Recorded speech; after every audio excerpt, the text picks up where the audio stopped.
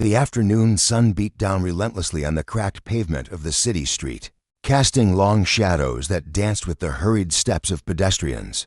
Amid the hum of engines and the distant wail of a siren, a single word sliced through the air with venomous precision: monkey. It wasn't just a sound, it was a weapon, wielded with casual cruelty by Brent Holbrook, a white police officer whose arrogance radiated from the way he leaned against his patrol car. His arms were crossed tightly over his chest, the blue uniform catching glints of sunlight, though the shine felt hollow, tainted by the ugliness of his tone. His lips curled into a smirk, a silent challenge etched into every line of his weathered face as he stared down the man, standing a few feet away. That man, Darren Cole, stood tall and unshaken, his dark eyes glinting like polished steel under the harsh daylight.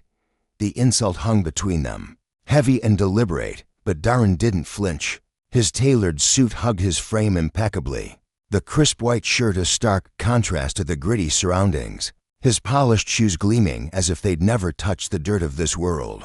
To the untrained eye, he might have seemed out of place, a businessman lost in the chaos of the urban sprawl, but there was a quiet power in his stillness, a depth that Brent, in his blind confidence, failed to see. The word had struck its mark, but instead of wounding him, Darren seemed to absorb it, turning it into something solid, something he could wield. His voice, when it came, was low and steady, cutting through the murmurs of the gathering crowd like a blade through silk.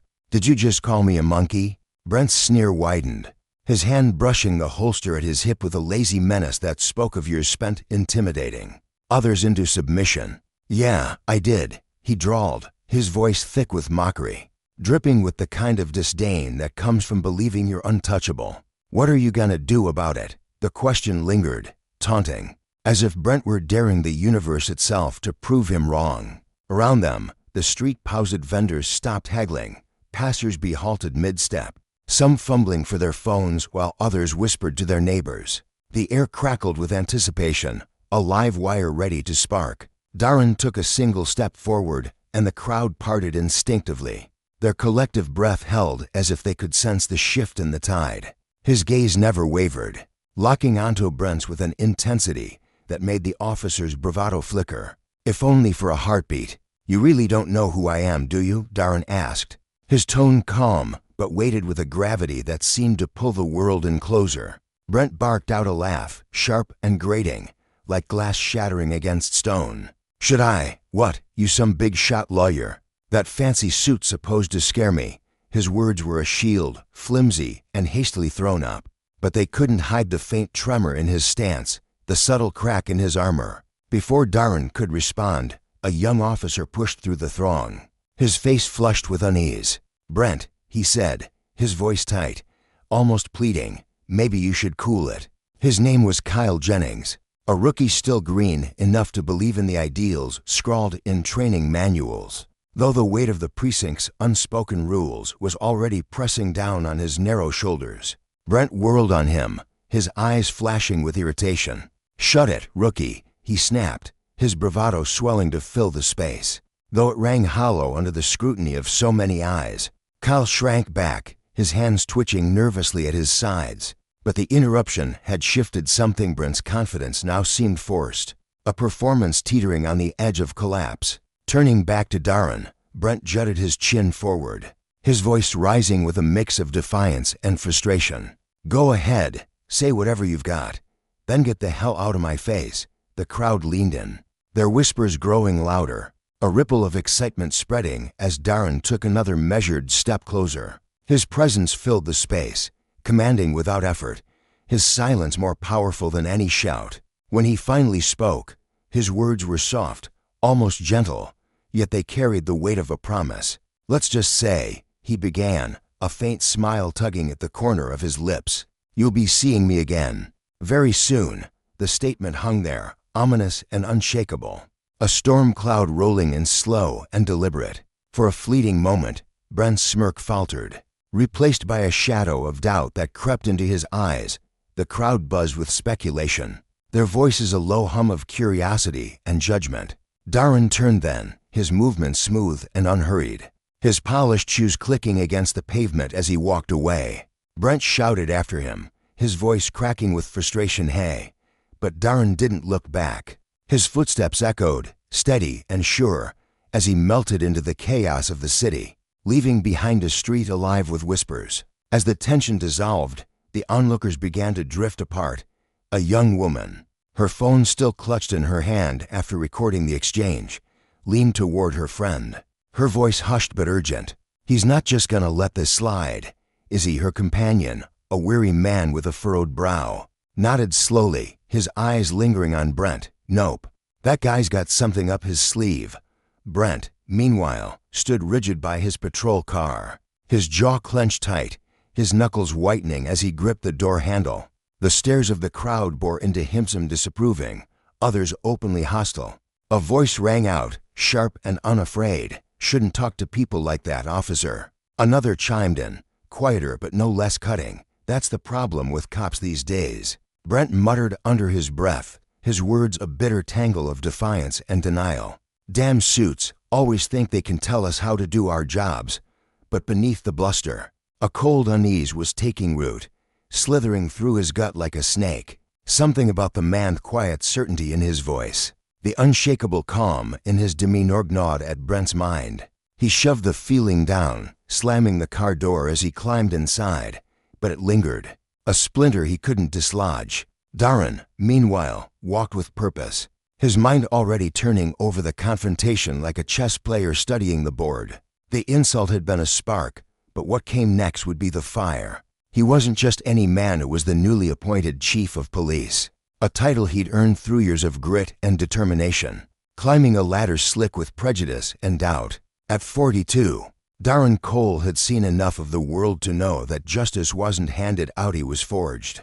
Often in the crucible of moments like this, the street had been a battlefield, but the war was just beginning, and it would soon spill into precinct walls where power and loyalty were as tangled as the city's streets. Hours later, the police station thrummed with its usual chaos, phones ringing, officers barking orders, the clatter of keyboards filling the air. Darren stepped through the double doors for the first time as chief, his polished shoes tapping against the tiled floor with a rhythm that demanded attention. Heads turned as he passed, some officers offering curt nods, others averting their eyes, their curiosity tinged with suspicion. The room buzzed with unspoken questions. Who was this man in the pristine suit, his dark skin a quiet defiance against the department's old guard? Darren felt the weight of their stares, the whispers trailing him like shadows. But he'd walked through worse storms. Every promotion in his career had been a fight. Every step forward met with sidelong glances and muttered doubts. He wasn't here to be liked, he was here to lead. His new office was a stark contrast to the clamor outside, its silence almost oppressive. The walls bore the legacy of his predecessor, framed commendations and faded photographs, relics of a tenure that felt detached from the grit Darren intended to confront.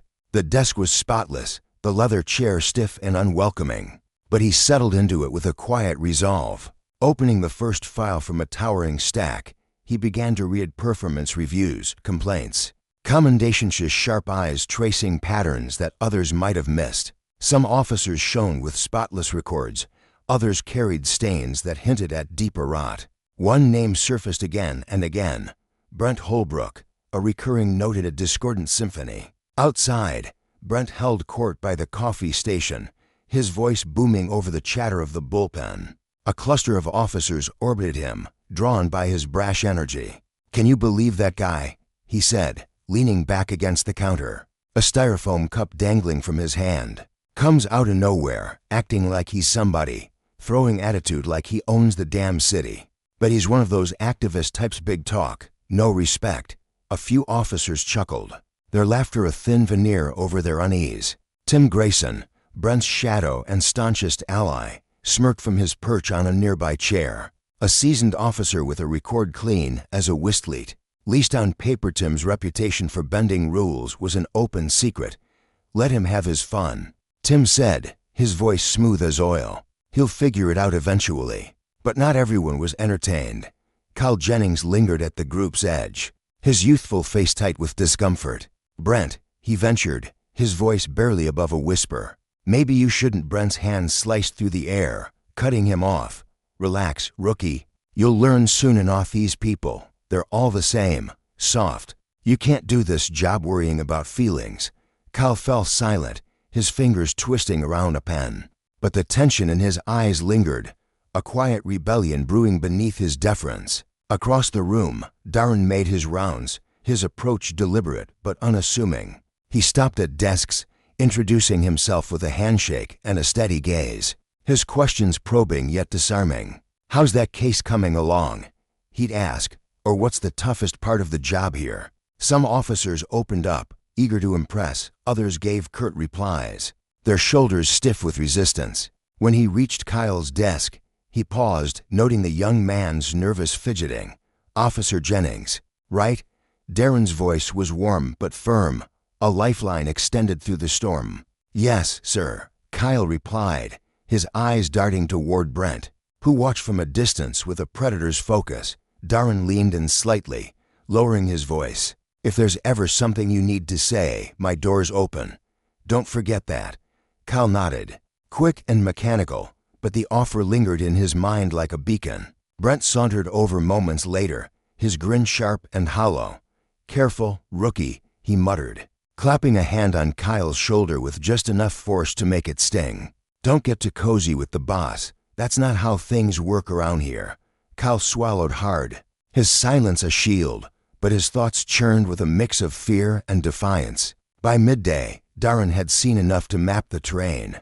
Brent wasn't just a loose cannon, was the linchpin of a faction, a knot of officers bound by loyalty and contempt for change. Tim Grayson was his enforcer, a man whose influence stretched further than his record suggested. Together, they held sway over a department fractured by mistrust, a wall Darren would have to dismantle brick by brick. Alone in his office, he pulled out a leather-bound journal, a ritual from his early days on the force. His pen scratched across the paginames, observations, strategisach stroke a step toward justice. Brent Holbrook's name appeared twice, circled in red, a warning and a promise. The lesson was clear: power, when abused, sought its own destruction. Brent's arrogance had lit a fuse, and Darren, with his quiet resolve, would ensure it burned down to the root. Justice wasn't just retribution, it was a reckoning, a mirror held up to those who thought they could wield authority without consequence. As the station hummed around him, Darren's presence began to ripple, a tide shifting beneath the surface, ready to reshape a world too long left unchecked. The late afternoon sun dipped low, painting the city's streets with long, jagged shadows that stretched across cracked pavement and faded storefronts. Darren Cole moved through the neighborhood with a measured stride, his eyes sharp and attentive, drinking in every detail of the world his department had sworn to protect. This wasn't just a casual walk for him, it was a ritual, a way to ground himself in the reality of the people he served. The chatter of kids playing on a stoop, the hum of a distant car stereo, the wary glances from passers-by of it fueled his resolve. He'd taken this job to mend the frayed trust between the badge and the community, and every step reminded him of that promise. Ahead, a patrol car sat crookedly against the curb, its presence jarring in the otherwise quiet scene. Darren's gaze narrowed as he spotted Brent Holbrook, a hulking figure looming over a small sedan. Brent's broad shoulders cast a shadow through the driver's window, his posture radiating authority and something darker. From a distance, Darren caught the edge in Brent's voice, a bark demand for license and registration that carried more venom than necessity. The driver, a young black woman, sat stiffly behind the wheel, her hands locked tight around it, knuckles pale against her dark skin. Her voice quivered as she replied, "I've already given them to you, officer." But Brent's response was a sharp snap, "And I'm asking again. You hiding something? Maybe I need to search this car." Darren slowed his pace, his stomach tightening as he took in the scene. The woman's eyes flickered with fear, her body rigid as if bracing for an inevitable blow. Around her, a small crowd had begun to gather, locals stepping out from doorways, a few pulling out phones to record. A man in a news van nearby adjusted his camera, the lens glinting in the fading light. Darren's boots scuffed the pavement as he approached, his presence deliberate but calm. "Officer Holbrook," he called, his tone steady yet carrying an unmistakable weight. "Is there a problem here?" Brent straightened, turning with a scowl that deepened the lines on his weathered face. "Move along." "Police business," he growled, his voice thick with irritation. Darren didn't flinch. "I'm aware," he said, stepping closer, his eyes locking onto Brent's. "I'm asking if there's a problem." The woman glanced up at Darren, her expression a fragile mix of hope and exhaustion, as if she'd been waiting for Somioni and Yoto intervene. Brent, though, bristled, his chest puffing out. "Who the hell are you?" he demanded, his tone rising like a challenge. Darren ignored the question, turning instead to the woman. "Ma'am, are you all right?" he asked gently. She hesitated, her lips trembling before she murmured, "I just want to go home." Brent shifted, planting himself between Darren and the car, his stance aggressive. "I told you to move along," he said, his voice dripping with contempt. "You're interfering with an investigation." Darren's gaze held firm, unyielding. "I'm simply observing," he replied, his calm a stark contrast to Brent's rising heat. "Observing, huh?" Brent smirked, loud enough for the growing crowd to hear. "You one of those social justice warriors? Think you can stroll up and play hero?" The air thickened with tension, the murmurs of the bystanders swelling into a low rumble of anger and disbelief. Darren stood his ground, his face a mask of composure, but inside, his mind raced. He could feel the weight of every eye on him, the unspoken expectation from the crowd, the woman's quiet plea for rescue. Brent's smirk twisted further, his voice cutting through the hum. "Oh, I see what this is," he sneered, his words venomous. "Another monkey sticking his nose where it doesn't belong." A gasp tore through the crowd, sharp and collective. The woman in the car flinched, her fear giving way to a flash of indignation that hardened her features. Darren let the insult hang in the air, his silence deliberate, his expression unreadable. Inside, though, a fire spark of danger, yes, but also a cold determination. This wasn't just about Brent's words. It was about the system that had let him wield power like a club for far too long. Slowly, he reached into his pocket and pulled out his phone. Brent's eyes narrowed, his tone shifting to defensiveness. What are you doing?" Darren didn't answer. His fingers moved swiftly across the screen, typing a brief message before slipping the phone back into his pocket. A faint, enigmatic smile touched his lips, but the steel in his eyes was unmistakable. "You'll find out soon enough," he said softly, his words laced with quiet menace. Brent snorted, but the bravado in his posture faltered as the woman was finally allowed to leave. She drove off, her hands still trembling, her shaken demeanor a silent testament to the ordeal's toll. The crowd, emboldened by Darren's steady defiance, found their voices. "You shouldn't talk to people like that," a man shouted, his tone raw with frustration. "This is why nobody trusts the police," a woman added, her voice trembling with years of pent-up resentment. Brent waved them off, his face flushed, but the weight of their stares bore down on him, cracking his usual swagger. Hours later, the precinct breakroom buzzed with a different kind of tension. Brent slumped in a chair, his meaty hands clenched into fists, his face a storm cloud of rage. The footage from the traffic stop had exploded online, shared relentlessly by community members, activists, and news outlets. Brent's snarling demeanor and racist jab played on a loop, impossible to ignore. Tim Grayson, a weary officer with a perpetually furrowed brow, leaned against the counter nearby, his expression grim. "This doesn't look good, Brent," he said, his voice low but firm. "It's nothing," Brent shot back, though the strain in his tone betrayed him. "Just a bunch of idiots with cameras. They don't get how this job works. Doesn't matter if they get it," Tim replied, crossing his arms. "The chief's gonna hear about this, and you know he's not on your side." Brent's jaw tightened, his eyes flashing with defiance. "He's not my chief," he spat. "He's a damn suit who thinks he can waltz in here and run the show." "Well, he's got another thing coming." Tim said nothing, but his silence spoke volumes, a mix of worry and resignation, as if he could already see the collision course Brent was on. Meanwhile, in his office, Darren sat bathed in the dim glow of his computer screen, watching the same video. His face remained calm, but his mind churned with strategy. The incident had thrust him into the spotlight sooner than he'd planned, but he wasn't one to shrink from a fight. He picked up his phone and dialed. "Sarah," he said when the line connected, his voice steady but urgent. "I'm going to need some help with this." The video's rapid spread had ignited a firestorm public outrage, calls for accountability flooding the precinct, and Brent digging in deeper. Darren knew this was his moment to act, not just to douse the immediate flames, but to carve a path for the reforms he'd promised. Back at the station, the fractures within the department widened.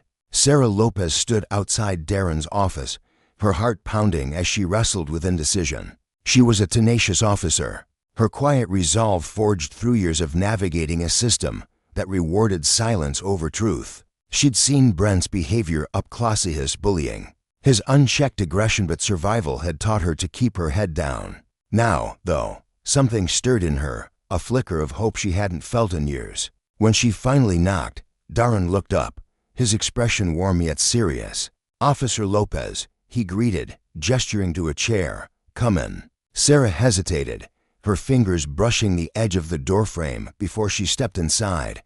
She sat, her posture stiff, her voice tentative. "Chief, I just thought you should know not everyone here's against what you're trying to do. Some of us, we've been waiting for someone like you." Her words faltered, her throat tightening with the weight of what she'd left unsaid. Darren leaned forward, finishing her thought. "But the pushback's loud, and it's real." She nodded, relief washing over her like a tide, softening the lines of tension in her face. "Yes, sir." His gaze held hers, steady and unwavering.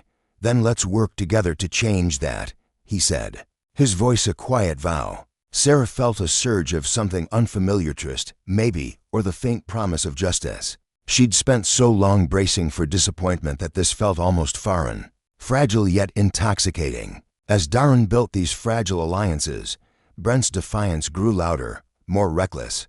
In the locker room, he'd rant to anyone who'd listen, his voice booming with bravado, though his eyes betrayed a flicker of unease. Kyle, a younger officer who'd always hovered in Brent's shadow, lingered nearby, his discomfort mounting. He'd laughed off Brent's antics before, but now each word felt like a stone piling up, pressing him toward a choice he wasn't ready to face. The station hummed with tension, old loyalties clashing against the pull of new leadership, setting the stage for a reckoning that would ripple far beyond its walls. That evening, Darren stayed late, the faint buzz of fluorescent lights his only company. He scrolled through Brent's personnel file, a thick digital dossier of commendations and buried complaints. 15 years on the force, and yet every inside in Texas of force. Verbal abuse had dissolved into nothing, swallowed by a system that shielded its own. Brent's arrogance wasn't just bravado, it was a shield forged by years of impunity. Darren's jaw tightened as he read, his instinct screaming that there was more beneath the surface. He needed someone he could trust to unearth it. The next morning, he stood at Sarah's door, knocking softly. She looked up, startled, her desk a chaos of papers and coffee cups. "Chief," she said, her voice tinged with surprise. "What can I do for you?" Darren stepped inside, closing the door behind him with a quiet click. "I need your help with something sensitive," he said, his tone grave. Sarah's eyes flickered to the stack of work on her desk, then back to him. "If this is about Brent," she began, but Darren raised a hand, his expression softening. "I know you've worked with him," he said, his voice measured, "and I know he's not easy to deal with, but this isn't personal, it's about accountability. I have reason to believe there's more to his history than what's in his file." Sarah's face tightened, her mind racing. She'd seen Brent's connections in action higher-ups smoothing over his messes, whispers of favors traded in backrooms. He's always had people covering for him. She said finally, her voice low, "Things I've seen, things I've heard, I didn't think speaking up would change anything. Not back then. It changes now," Darren replied, his words firm yet laced with quiet conviction. Sarah met his gaze, and for the first time in years, she felt the stirrings of something bigger than fear, a chance to confront the corruption she'd long accepted as inevitable. Justice, she realized, wasn't just an ideal, it was a consequence. One Brent and his protectors would soon face, and in that moment, she knew she'd stand with Darren, no matter the cost. The air in Darren's office felt thick with unspoken urgency as he leaned forward, his voice steady but insistent. "If you know anything at all that could explain his behavior, Sarah, I need you to tell me." No holding back. His eyes locked onto hers, searching for a crack in her guarded demeanor. Sarah's chest rose and fell with a slow, deliberate breath, her fingers tightening around the edge of her chair. She could feel the weight of his request pressing down on her, stirring a mix of dread and resolve deep within. After a long pause, she gave a small, determined nod. "Give me a day," she said, her voice quieter than she intended, almost swallowed by the hum of the station beyond the door. "I'll dig around, see what I can pull together." By the next afternoon, Sarah returned, her steps heavy with purpose as she approached Darren's desk. In her hands was a thick folder, its edges worn and creased from hurried assembly. She set it down with a soft thud, her face etched with a solemnity that made Darren's stomach twist. "There's one thing that stands out," she began, her tone low and measured, as if reluctant to let the words escape. "It happened about 10 years back. In the Lakeside District, Brent was called out to a disturbance and noise complaint. Nothing major. When he got there, Marcus Bell was waiting outside an apartment building. Young guy, black, maybe in his early 20s. Witnesses said he was just standing there, calm as could be, hands in his pockets. But Brent, he told a different story, said Marcus was belligerent, threatening. Things spiraled fast to fast. Next thing anyone knew, Marcus was on his way to the hospital, arm broken, head ringing from a concussion. Darren's brow creased as he leaned closer, the faint rustle of papers filling the silence as he reached for the folder. "What happened after that?" he asked, though a bitter edge in his voice suggested he could already guess. Sarah's lips pressed into a thin line, her eyes flickering with a mix of frustration and old, buried anger. "Not much," she said, the words sharp with resentment. The official report claimed Marcus resisted arrest, painted Brent as the hero just doing his job. He walked away clean, no questions asked. But some of us, we knew it wasn't that simple. Marcus tried to fight back, filed a complaint with everything he had left in him. It vanished, poof, gone like it never existed. Then the department shuffled things around. New captain, new rules, new excuses. The whole mess got buried, and no one dared dig it up. Darren flipped through the pages Sarah had painstakingly gathered, his fingers tracing over inconsistencies that glared back at him like warning signs. Brent's report was a mess of vague phrasing and convenient omissions, clashing hard against the shaky, handwritten witness accounts. Then there was the medical Philia Stark, clinical record of Marcus's injuries that turned Darren's stomach, a fractured ulna, a skull bruised and swollen from impact. He looked up, his voice tight with disbelief. Why didn't anyone push this further? But even as the question left his lips, he knew the answer, felt it settle like a stone in his chest. "Fear," Sarah replied, her voice cutting through the haze of his thoughts. Simple, brutal, true. Brent wasn't just some loose cannon who got lucky. He was untouchable, made sure everyone knew it. Cross him, and you'd feel it, not just in your career, but in the way he'd stare you down, like he was daring you to try something. He built a wall around himself, and people learned quick to stay on the right side of it. Darren's gaze flicked back to her, searching her face. "Did he ever come after you?" he asked, softer now, sensing the weight she carried. Sarah's jaw tightened, her eyes dropping to the floor for a moment as memories she'd buried clawed their way back. "Not directly," she admitted, her voice barely above a whisper. "But there were things comments he'd toss out, little jabs about how I didn't fit in, didn't belong. The way he'd look at me sometimes, like I was a problem he hadn't figured out how to solve yet. I kept my head down, stayed quiet. It felt safer that way." Her words hung there, fragile but heavy, a confession of survival rather than cowardice. That evening, Darren sat alone in his office, the dim glow of his desk lamp casting long shadows across the room. The folder lay open before him, its contents spilling out like a map to a decade-old injustice.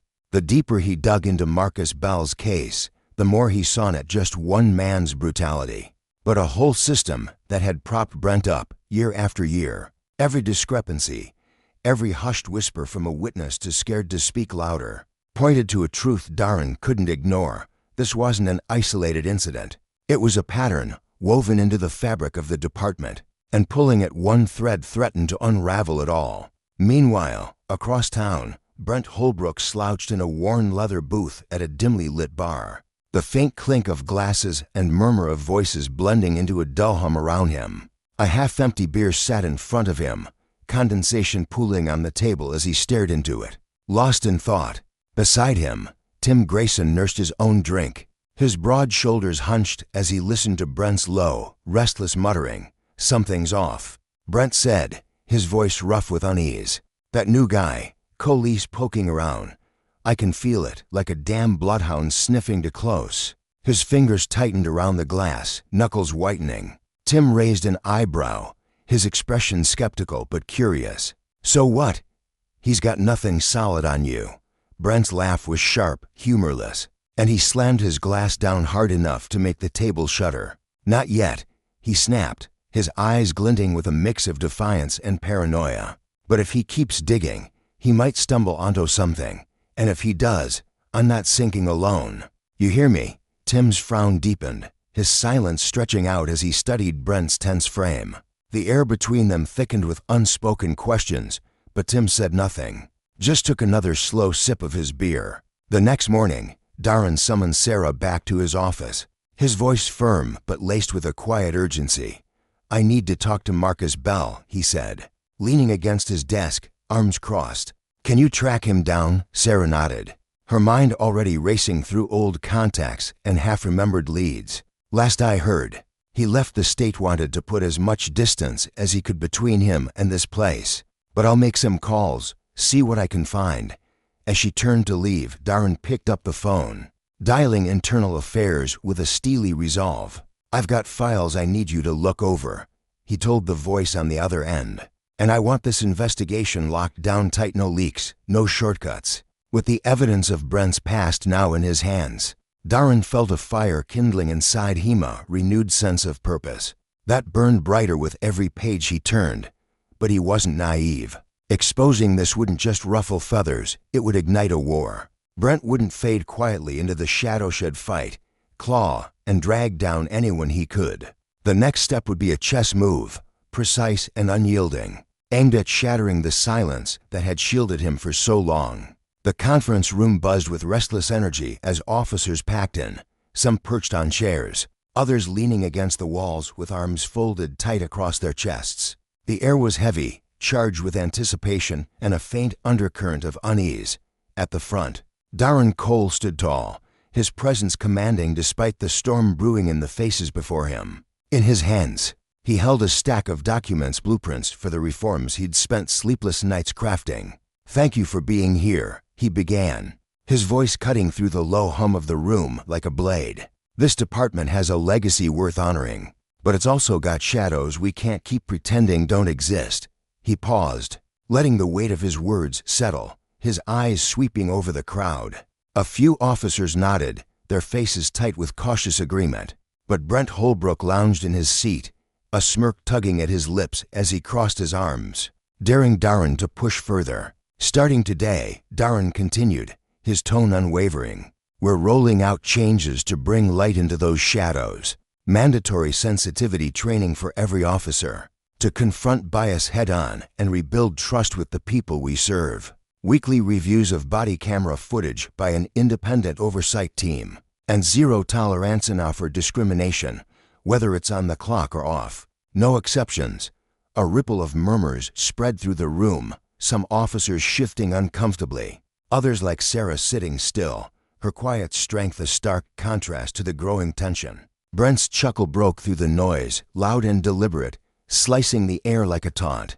"You serious, Chief?" he drawled, his voice thick with mockery as he leaned forward. "Sensitivity training, oversight committees, what's next?" Handing out hugs with every citation. The room froze, every eye darting between Brent and Darren. A few officers smirked in quiet support, but most looked away, caught in the crossfire of a moment that felt like it could snap. Darren turned to face him, his gaze sharp and unflinching. "You got something to say?" "Officer Holbrook." Brent straightened, his grin widening as he shrugged. "Yeah, I do. With all due respect, Chief, you're turning us into a laughing stock. You think the guys we're chasing out there care if we're sensitive? They don't respect us now at this red tape, and we're just punching bags with badges." A handful of muttered agreements echoed from Brent's corner, but Darren didn't flinch. "This isn't about coddling anyone," he said, his voice calm but edged with steel. "It's about doing our job right, serving everyone, not just the ones who look like us or think like us. Respect isn't a gift we get to demand, it's a standard we set for ourselves. If that doesn't work for you, maybe the streets aren't the only place you're out of touch." Brent's smirk faltered, just for a second, before he leaned back with a scoff. "Sounds pretty in a speech, Chief, but out there, good luck making it stick." The room pulsed with tension, a fault line forming between those hungry for change and those clinging to the comfort of the old ways. "Change isn't easy," Darren said, his voice rising above the whispers, "but it's not optional. If anyone here can't meet these standards, I'd suggest you start thinking about where you really belong." The silence that followed was deafening, his words a gauntlet thrown down for all to see. After the meeting, the station hummed with quiet chaos, officers clustered in tight knots, their voices hushed but urgent. Brent stood with his loyal crew Tim Grayson at his side, his broad frame a silent pillar of support. "This is bullshit," Brent muttered, his eyes dark with fury. "He's painting us as the villains here." Tim nodded, his jaw tight. "Feels like he doesn't trust us to do our damn jobs." Brent's voice grew louder, drawing eyes. "It's more than Thade's splitting us apart. If we don't push back, he'll bulldoze everything we've built." Nearby, Kyle Jennings hovered, a rookie caught in the orbit of Brent's gravity. Brent spotted him and waved him over with a sharp gesture. "Hey, rookie, what's your take on this circus?" Kyle froze, his lanky frame stiffening as his eyes flicked nervously between Brent and the others. "Don't know," he stammered, his voice cracking. "The Chief's got some points, I guess." Brent's face darkened, and he stepped closer, his shadow swallowing Kyle's slight figure. "Listen, kid," he said, his tone low and laced with menace. "You don't get to play neutral. You're with us, or you're out in the cold, got it?" Kyle's throat bobbed as he swallowed hard, his gaze dropping. "Yeah," he mumbled. "I got it." Brent clapped him on the shoulder, his grin returning like a mask slipping back into place. "Smart choice. Stick close, you'll be fine." Across the station, Sarah slipped into Darren's office, shutting the door behind her with a soft click. "That was intense," she said, her voice steady but her eyes alive with the day's weight. Darren nodded, rubbing a hand over his face. "Had to be. They need to see the line in the sand." Sarah hesitated, then stepped closer. "You've got people behind you, Chief, but Brent's got his own army. It's not just the newbies who are scared of him, some of the old-timers are too. If he keeps stirring the pot, it's going to boil over." Darren leaned back, his chair creaking under him as he met her gaze. "I knew there'd be pushback," he said, his voice thoughtful but firm. "But this isn't just about Brent, it's about what he stands for. A system that's let power run wild. No consequences, no justice. Undoing that takes more than a meeting, it takes people like you, Sarah." She straightened, a spark of resolve flaring in her chest. "I'm in, Chief, just say the word." As the day dragged on, the station's air grew thick with division. Whispers slithered through the halls, officers picking sides in quiet glances and guarded words. The lesson was clear: power unchecked breeds corruption, and justice delayed festers into silence. Darren knew the road ahead would be a battlefield, but for Marcus Belland, every name lost in the shadow-shed fight to tear down the walls Brent had built, brick by bitter brick. That night, the air in Darren Cole's office felt thick with a blend of fragile hope and gnawing uncertainty. He sat hunched over his desk, surrounded by a sea of scattered files, their edges curling from overuse. A dim lamp cast a faint golden glow across the room, illuminating the creases on his forehead as he scribbled furiously in his worn leather journal. Each stroke of his pen carried the weight of a man wrestling with the future. He knew the road ahead would be treacherous. His department teetered on the edge of collapse, strained by years of mistrust and dysfunction. Darren's vision for reform burned brightly in his chest, but doubt lingered like a shadow. How far could he push before everything unraveled? The stakes were rising, and with every decision, he felt the ground beneath him tremble. Just as he'd begun rolling out his long-planned changes, a storm broke loose. The morning headlines screamed with accusation, their bold letters slicing through the fragile calm he'd fought to maintain. Chief Cole's troubled past exposed. One blared, while another taunted. Is Darren Cole burying corruption from his early days? The articles painted a vivid, damning picture, whispers of a hushed-up scandal from his previous post, hints of shady connections to activist groups with murky agendas. The words spread like wildfire across social media, igniting a blaze of public fury. Darren sat motionless, staring at the screen, his stomach twisting as he read the venomous comments piling up beneath each post. He could feel the tide turning against him, a current he wasn't sure he could swim against. Behind the scenes, Brent Holbrook smirked from the shadows, his voice low and conspiratorial as he huddled with his loyal circle. "The more chaos we stir, the deeper he sinks," he murmured, his eyes glinting with cold calculation. Brent thrived on control, and watching Darren flounder fed something dark within him. He'd spent years building his own web of influence within the department, and he wasn't about to let some idealistic chief dismantle it. Meanwhile, Darren refused to drown. With steady hands, he began piecing together a counterattacking through emails, tracking down witnesses, anything to expose the puppet master pulling the strings. At a press conference days later, he stood before a sea of flashing cameras, his voice calm but unyielding. One by one, he laid out his evidence, intercepted messages, sworn statements, audio clips that pinned the smear campaign squarely on Brent. The crowd hushed, then erupted in murmurs as trust in Darren solidified like concrete, while Brent's carefully crafted power crumbled to dust. But the department's wounds ran deeper than one man's schemes. Cracks of division widened, daily loyalty clashing with defiance, hope battling despair. Brent doubled down, his desperation sharpening his tactics, while Darren faced a question that gnawed at his core. Could he steer this fractured ship toward justice without shattering it entirely? The answer remained elusive, hanging heavy in the air as he stared out his window into the night. Beyond the station's walls, the streets lay quiet under the faint shimmer of streetlights. Greg Robinson, a lanky 17-year-old with dreams bigger than his small neighborhood, trudged home from the basketball courts. His gym bag bounced lightly against his shoulder, his sneakers scuffing the pavement in a rhythm he'd memorized over countless walks. The night was cool, the air crisp with the promise of spring, and despite the late hour, his steps carried the easy confidence of youth. This was his Pythagorean uneven slab, every flickering lamp post etched into his memory. But tonight, something prickled at the back of his neck, an instinct he couldn't shake. Headlights pierced the darkness behind him, slow and deliberate, their glare growing as a patrol car crept closer. Greg's pulse quickened, though he kept his pace steady, his fingers tightening around the strap of his bag. The car rolled to a stop, its engine humming ominously. The passenger window slid down with a soft whine, revealing Brent Holbrook's angular face, his eyes narrowing as they locked onto Greg. Beside him, Tim Grayson slouched in the driver's seat, his expression a mask of stony contempt.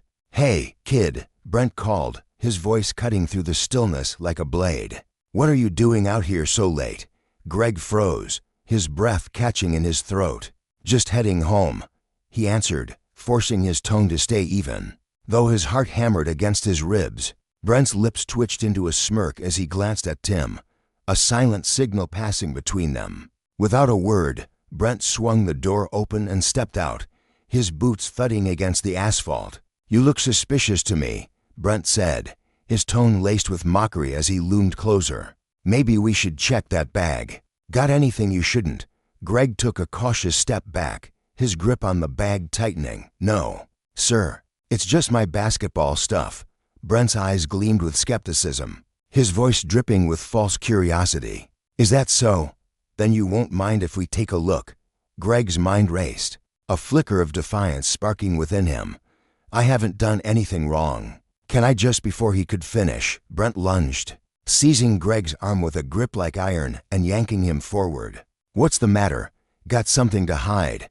Brent snarled, his breath hot against Greg's face. Tim climbed out of the car, his movements slow and deliberate, joining Brent as the tension coiled tighter.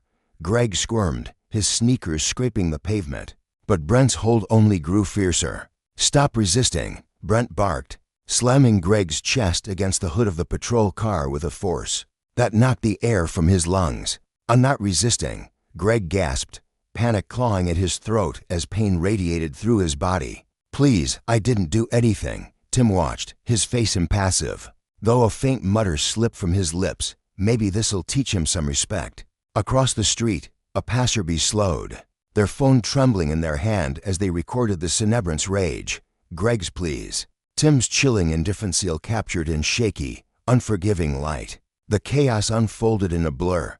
By the time Brent and Tim released him, Greg crumpled to the curb, his ribs throbbing, his breath shallow and ragged. The patrol car's taillights faded into the night, leaving him alone with the sting of bruises blooming across his skin. He clutched his side, tears pricking his eyes as he fought to steady himself, the weight of what had happened sinking in. Later, in the quiet of their patrol car, Tim's voice broke the silence, low and uneasy. "That kid looked pretty bad, Brent." Brent shrugged, his tone callous. "He'll get over it." Tim frowned, glancing out the window. There were people watching. "What if someone reports this?" Brent's eyes hardened, his voice a whip crack. "You let me handle that." "Stick to the story," was resisting. "We did our job." "Got it." Tim hesitated, his fingers drumming nervously against the steering wheel, but finally muttered, "Got it." Unbeknownst to them, the passerby's video had already begun its journey online, joined by grainy footage from the patrol car's bodycam. Within hours, it spread like a spark in dry grass, reaching activists, reporters, and everyday citizens who watched in horror. By morning, the city buzzed with outrage, the clips replaying on every screen. Greg's cries echoing through living rooms and newsrooms alike. Darren Cole's phone buzzed relentlessly as dawn broke. Sarah Lopez, his sharp-eyed assistant, was on the line, her voice taut with urgency. "Chief, you need to see this." She sent the video, and Darren watched in silence, his jaw clenching tighter with every frame. Greg's voice raw, desperate, cut through him like a knife. When the screen went black, he rose without a word, grabbing his coat. "Where's the boy now?" he asked, his tone clipped. "Hospital," Sarah replied. "Admitted last night." His grandmother's with him. Darren's boots echoed through the station as he strode out, determination hardening his features. At the hospital, he stepped into Greg's room, the antiseptic smell sharp in his nose. The teenager lay propped up in bed, his face a map of bruises, his arm cradled in a sling. Beside him sat Martha Robinson, her posture rigid with protective fury, her eyes blazing as Darren entered. "Ms. Robinson," he said softly, extending a hand. "I'm Chief Darren Cole. I'm here to check on Greg and hear what happened." Martha stood, her gaze piercing.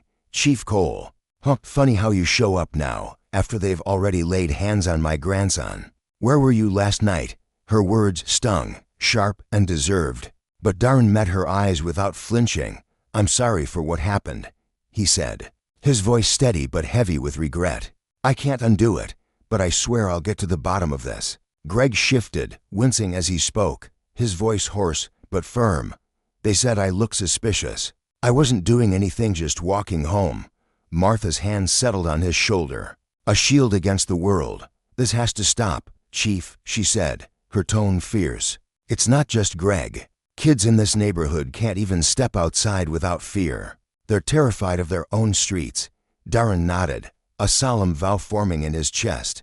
"It does stop," he said, "starting now." Back at the station, Darren moved with purpose, calling an emergency meeting with internal affairs. The video played on a large screen, Greg's cries filling the room as officers shifted uncomfortably in their seats. "This is unacceptable," Darren declared, his voice a thunderclap of resolve.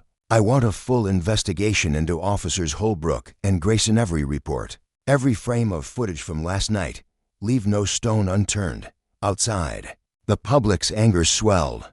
Protesters clogged the streets, their signs demanding justice for Greg in bold, defiant letters.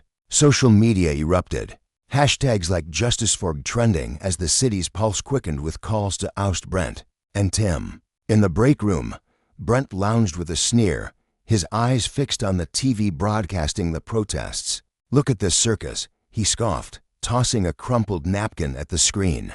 "All because some punk didn't know his place." Tim fidgeted beside him, his unease growing. "It's getting out of hand, Brent.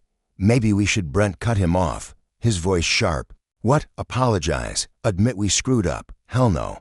We did our jobs. They'll forget this in a week." But Tim's doubt lingered, mirrored by the department's shifting mood. The evidence against them mounted: witnesses, footage, a trail of past complaints, and Darren knew the time for half measures had passed. The assault on Greg had ignited a reckoning.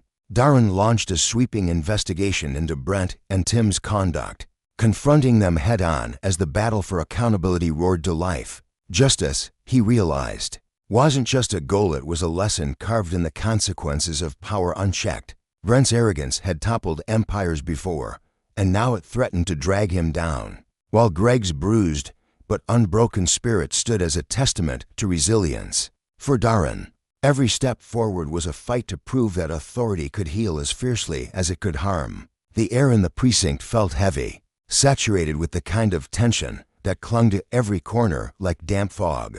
Officer Brent Holbrook sat in the dim light of the interrogation room, his broad shoulders hunched forward, his bruised knuckles resting on the table as if daring someone to notice. The faint hum of fluorescent lights buzzed overhead, casting stark shadows across his weathered face. He was a man who wore authority like a second skin, but today that skin was fraying at the edges. Across from him stood Chief Darren Cole, his posture rigid yet composed, his dark eyes locked onto Brent with an intensity that could pierce steel. The room wasn't just a space, it was a battlefield, and the stakes were etched into every word that hung between them. Brent's lips curled into a faint sneer as he leaned back, the chair creaking under his weight. "So this is what it's all about, huh? The footage is out there, circling like vultures. And now the department's name is mud. That's what's eating you, isn't it? Reputation." His voice dripped with mockery, each syllable a jab meant to provoke. He crossed his arms, the fabric of his uniform stretching tight across his chest, as if physically shielding himself from what was coming. Darren didn't flinch. His gaze remained steady, unyielding, a lighthouse in the storm of Brent's defiance. "No, Brent," he said, his tone low and deliberate, carrying the weight of a man who'd seen too much yet refused to look away. "This isn't about how it looks, it's about what you did. You crossed a line again. I've dug through your file, every report, every complaint that somehow vanished into thin air. It's not just one mistake. It's a tapestry of abuse, woven thread by thread over years, and it stops here." His words landed like stones, each one sinking deeper into the silence that followed. Brent's smirk faltered for a split second, a flicker of unease betraying the bravado he clung to. Then it returned, sharper, venomous. "Oh, I get it. You ride in here on your white horse, thinking you're gonna save the day. You don't know this world. Chief, you think we can coddle these streets, play patty cake with the lowlifes, and tip our hats to every bleeding heart waving a sign. That's not how it works. You're out of your depth." He leaned forward now, his voice dropping to a growl, his breath hot with defiance. "You're not fixing anything. You're just stirring the pot." Darren's jaw tightened, but his calm never wavered. He stepped closer, his shadow falling across the table, a quiet assertion of control. "This job isn't about flexing muscle or settling scores, Brent. It's about trust we owe the people out there. You've turned it into a weapon, and I'm not here to play games with you. If you can't see the difference between power and duty, then maybe this badge doesn't belong on your chest." His voice was a blade, precise and unsparing, cutting through the haze of Brent's justifications. The air thickened, charged with the unspoken history between the mirrors of Brent's unchecked aggression, clashing with Darren's quiet resolve. Brent shot to his feet, the chair scraping harshly against the worn linoleum floor, a jagged sound that echoed his rising fury. "You think you're untouchable, don't you, Cole? The protesters love you, eating up your every word like you're some kind of saint. But I hear things, whispers in the halls, rumors on the street. You've got skeletons too, and I'll dig them up if you keep pushing me." His eyes narrowed to slits, his threat hanging like smoke, acrid and suffocating. Darren's eyebrow arched, a subtle shift that masked the storm brewing inside him. His heart thudded steadily, but his mind said Brent wasn't just cornered, he was dangerous. "If you've got something to say, say it," Darren replied, his voice a calm sea over hidden currents. "But you'd better watch your step. You're not the only one with ears in this place." He held Brent's gaze, unflinching. a silent promise that he wouldn't bend. For a moment, neither man moved, the tension a taut wire stretched to breaking. Then Darren spoke again, his words slicing through the deadlock. "This isn't about me, Brent. It's about the people you've crushed under your boot, the lives you've scarred, the trust you've shattered. Justice isn't a suggestion. It's a reckoning, and yours is coming." His tone was resolute, a vow carved in stone. Brent's face twisted, a mix of rage and desperation flashing across his features. He stormed toward the door, his heavy boots pounding the floor, and slammed it shut behind him with a force that rattled the frame. The sound lingered, a thunderclap in the stillness, as Darren stood alone, his chest rising and falling with slow, deliberate breaths. He felt the weight of the moment settle over him like a mantle, exhausting, yet galvanizing. Crossing to his desk, he picked up the phone, his fingers steady as he dialed internal affairs. "I want a full audit of Brent Holbrook's cases," he said, his voice firm, "every file, every detail, no matter how old. Leave nothing buried." Hanging up, he turned to the window, where protest signs bobbed like beacons in the twilight beyond the glass. The community's cries for justice echoed in his ears, and he knew this fight was bigger than one man. It was about restoring a broken covenant. Meanwhile, the precinct thrummed with unease. Officers huddled in shadowed hallways, their voices hushed as rumors swirled like dust in the wind. Among them was Kyle Jennings, the rookie, barely a year into the job, his boyish face still soft with the idealism that had drawn him to the badge. He stood at his locker late that evening, the clang of metal doors around him a faint rhythm to his thoughts. He'd always believed in the nobility of the force, a shield for the weak, a bulwark against chaos. But now that belief trembled, fragile as a candle in a gale. The air shifted as Brent approached, his presence a looming shadow that made Kyle's hands pause mid-motion, a sock dangling forgotten from his fingers. "Jennings," Brent said, his voice a low rumble, laced with something oily and persuasive. "We need to have a word." Kyle turned, forcing a smile that felt like a grimace, his hazel eyes flickering with uncertainty. "Sure, Officer Holbrook. What's on your mind?" Brent stepped closer, too close, his breath sour with coffee and spite. "You know about the Greg Robinson mess, right? The kid we hauled in the other day. You weren't there, but you've heard the chatter."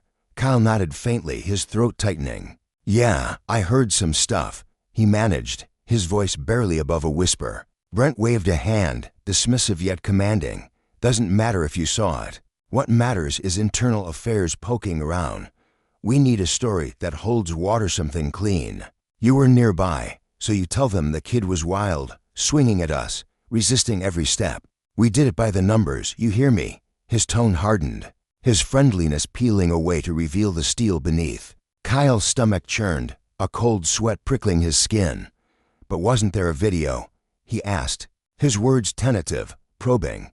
Brent's jaw clenched, a muscle twitching beneath the stubble. "That footage is a half-truth. People see what they want. Some grainy clip doesn't tell the whole damn story. We've got to look out for each other, for the department. You want to stick around here, don't you, kid?" He clapped Kyle's shoulder, the gesture heavy with expectation. Kyle nodded, more out of reflex than agreement, his mind a whirlwind of doubt.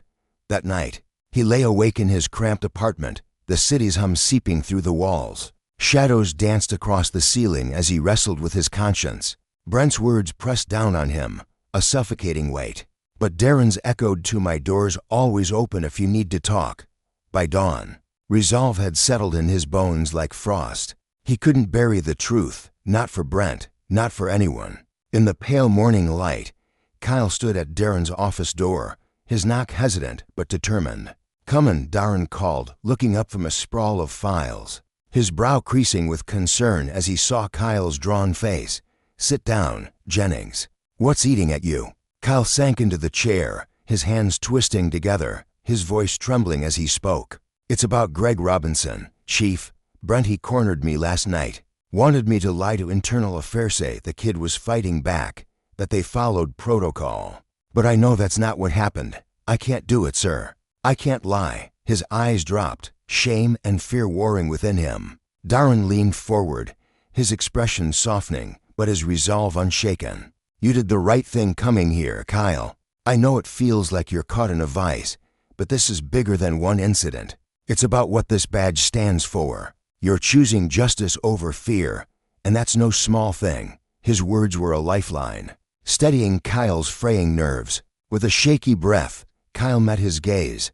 "I'll tell them everything." Brent's pressure. "What I've heard." "The truth."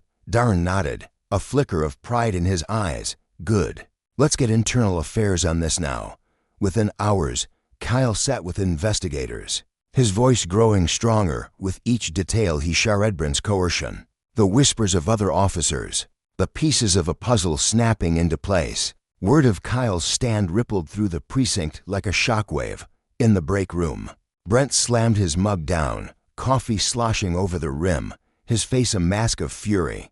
"That damn rookie's screwing us," he snarled at Tim Grayson, his longtime partner, whose lanky frame shifted uneasily against the counter. Tim rubbed his neck, his voice low. "Maybe we should have left him out of it, Brent. Kid's green, he can't handle the heat." Brent's glare could have melted steel. "Too late for that. He's flipped, but I'm not done yet. They want a fight. They'll get one." His words were avowed, dark and unyielding, as he stormed off, leaving Tim to stew in his own doubts. Back in his office, Darren sat with Kyle's courage heavy on his mind. The rookie had lit a fuse, but he'd also painted a target on his back. Darren scribbled a note to watch over him. Retaliation was Brent's currency, and Kyle was now in the crosshairs. The investigation gained momentum, each revelation tightening the noose around Brent. Yet he refused to yield.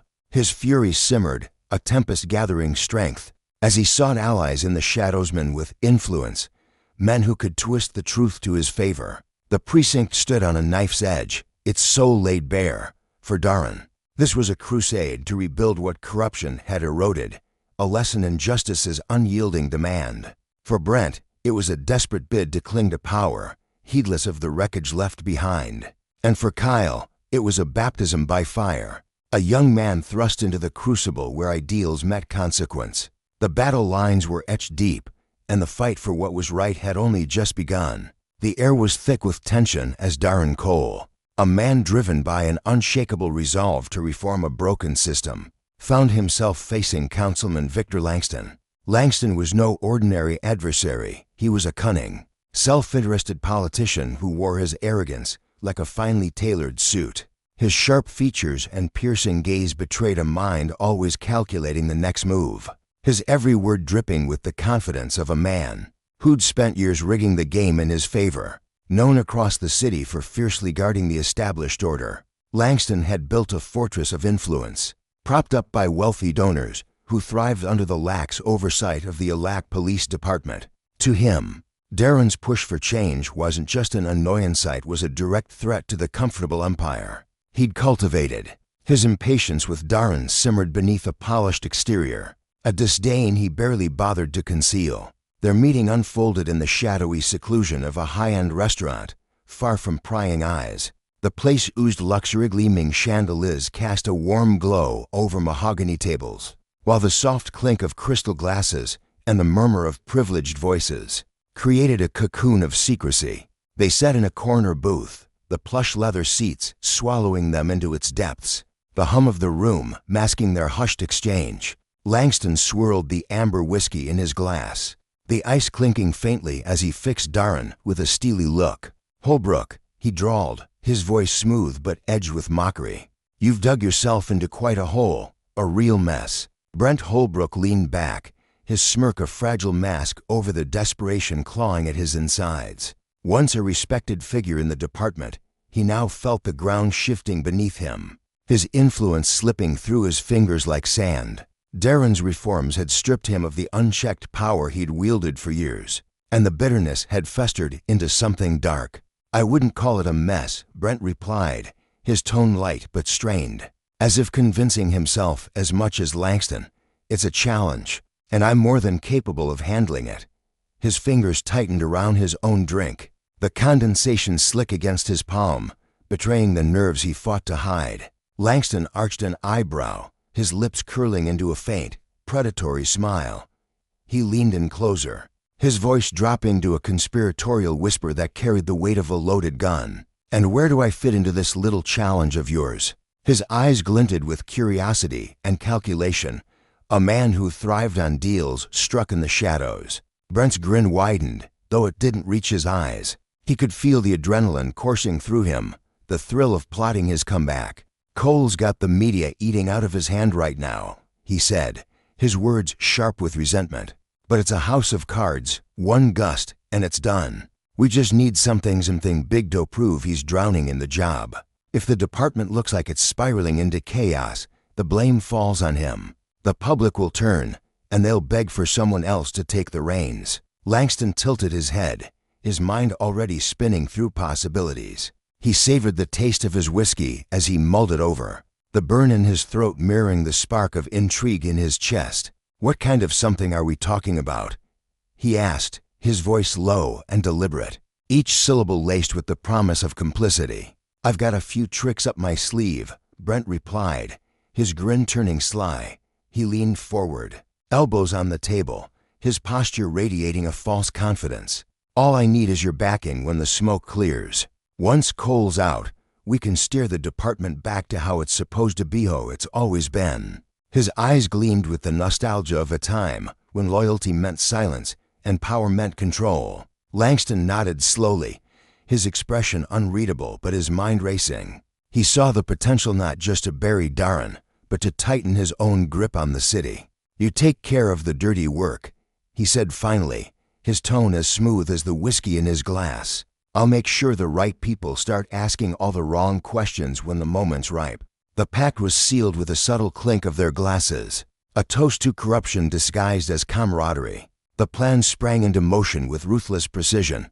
Brent, still clinging to the loyalty of a few key officers, orchestrated a spectacle designed to unravel Darren's credibility. It happened during a community outreach event a sunny afternoon in a bustling park, where families gathered under the shade of sprawling oaks, their laughter mingling with the scent of grilled food and fresh-cut grass. The event was meant to bridge the gap between the police and the public, a cornerstone of Darren's vision. But Brent had other plans, officers under his swayman like Tim Grayson, a burly figure with a quick temper and a blind allegiance to Brent, waded into the crowd. What began as a minor disagreement over a spilled drink escalated with chilling speed. Shouts rang out as the officers shoved through the throng, their batons flashing in the sunlight, their voices barking orders that turned curiosity into fear. The scene erupted into chows. Children cried, parents shielded them from the melee, and a chorus of gasps rose as phones whipped out to record the unraveling disaster. It was no accident that reporters lingered nearby, their cameras rolling as the aggression unfolded. Brent had tipped them off through a back channel, ensuring every moment of the department's apparent collapse was captured in high definition. By the time the dust settled, the park was a tangle of overturned tables, scattered flyers, and a crowd buzzing with outrage. The headlines screamed the next morning, "Chief Cole's department spirals out of control." The fallout landed like a sledgehammer on Darren's shoulders, the weight of public scorn pressing down on him as he sat in his office, staring at the flickering news ticker on his screen. His jaw clenched, his dark eyes burning with a quiet fury he rarely let show. Langston wasted no time fanning the flames. During a televised interview, he perched on a sleek studio chair, his tailored suit impeccable, his expression a masterful blend of concern and condescension. "This kind of mismanagement is simply unacceptable," he said, his voice measured but dripping with feigned dismay. "Our communities deserve stability, not chaos. Chief Cole's ideas might sound noble in theory, but they're falling apart in practice." The camera lingered on his furrowed brow, the picture of a leader burdened by duty, while behind his eyes, a smug satisfaction simmered. His words took root, spreading doubt through the city like wildfire. Darren felt the pressure mounting not just from the public, but from city officials who began whispering about replacements. Yet Darren wasn't a man to crumble under ambush. He'd sensed Brent's betrayal brewing for weeks. The subtle shifts in loyalty, the sit-along glances in the precinct hallways. His instincts, honed by years of navigating treacherous waters, screamed that the park incident was a setup. That suspicion crystallized into certainty when Sarah Lopez burst into his office one stormy afternoon, the rain streaking the windows like tears. Sarah was his rock, sharp-witted, fiercely loyal, her short-cropped hair framing a face etched with determination. She shut the door with a firm click, her boots leaving faint wet prints on the carpet, and thrust a folder into his hands. "Chief, you need to see this," she said, her voice urgent but steady. Darren's fingers brushed the worn edges of the folder as he flipped it open. Inside were internal communications, emails, a paper trail of deceit. His eyes scanned the messages, Brent's instructions to his cronies, detailing how to inflame the outreach event without leaving fingerprints. "Push hard, but keep it messy," one text read. "No clear line back to me."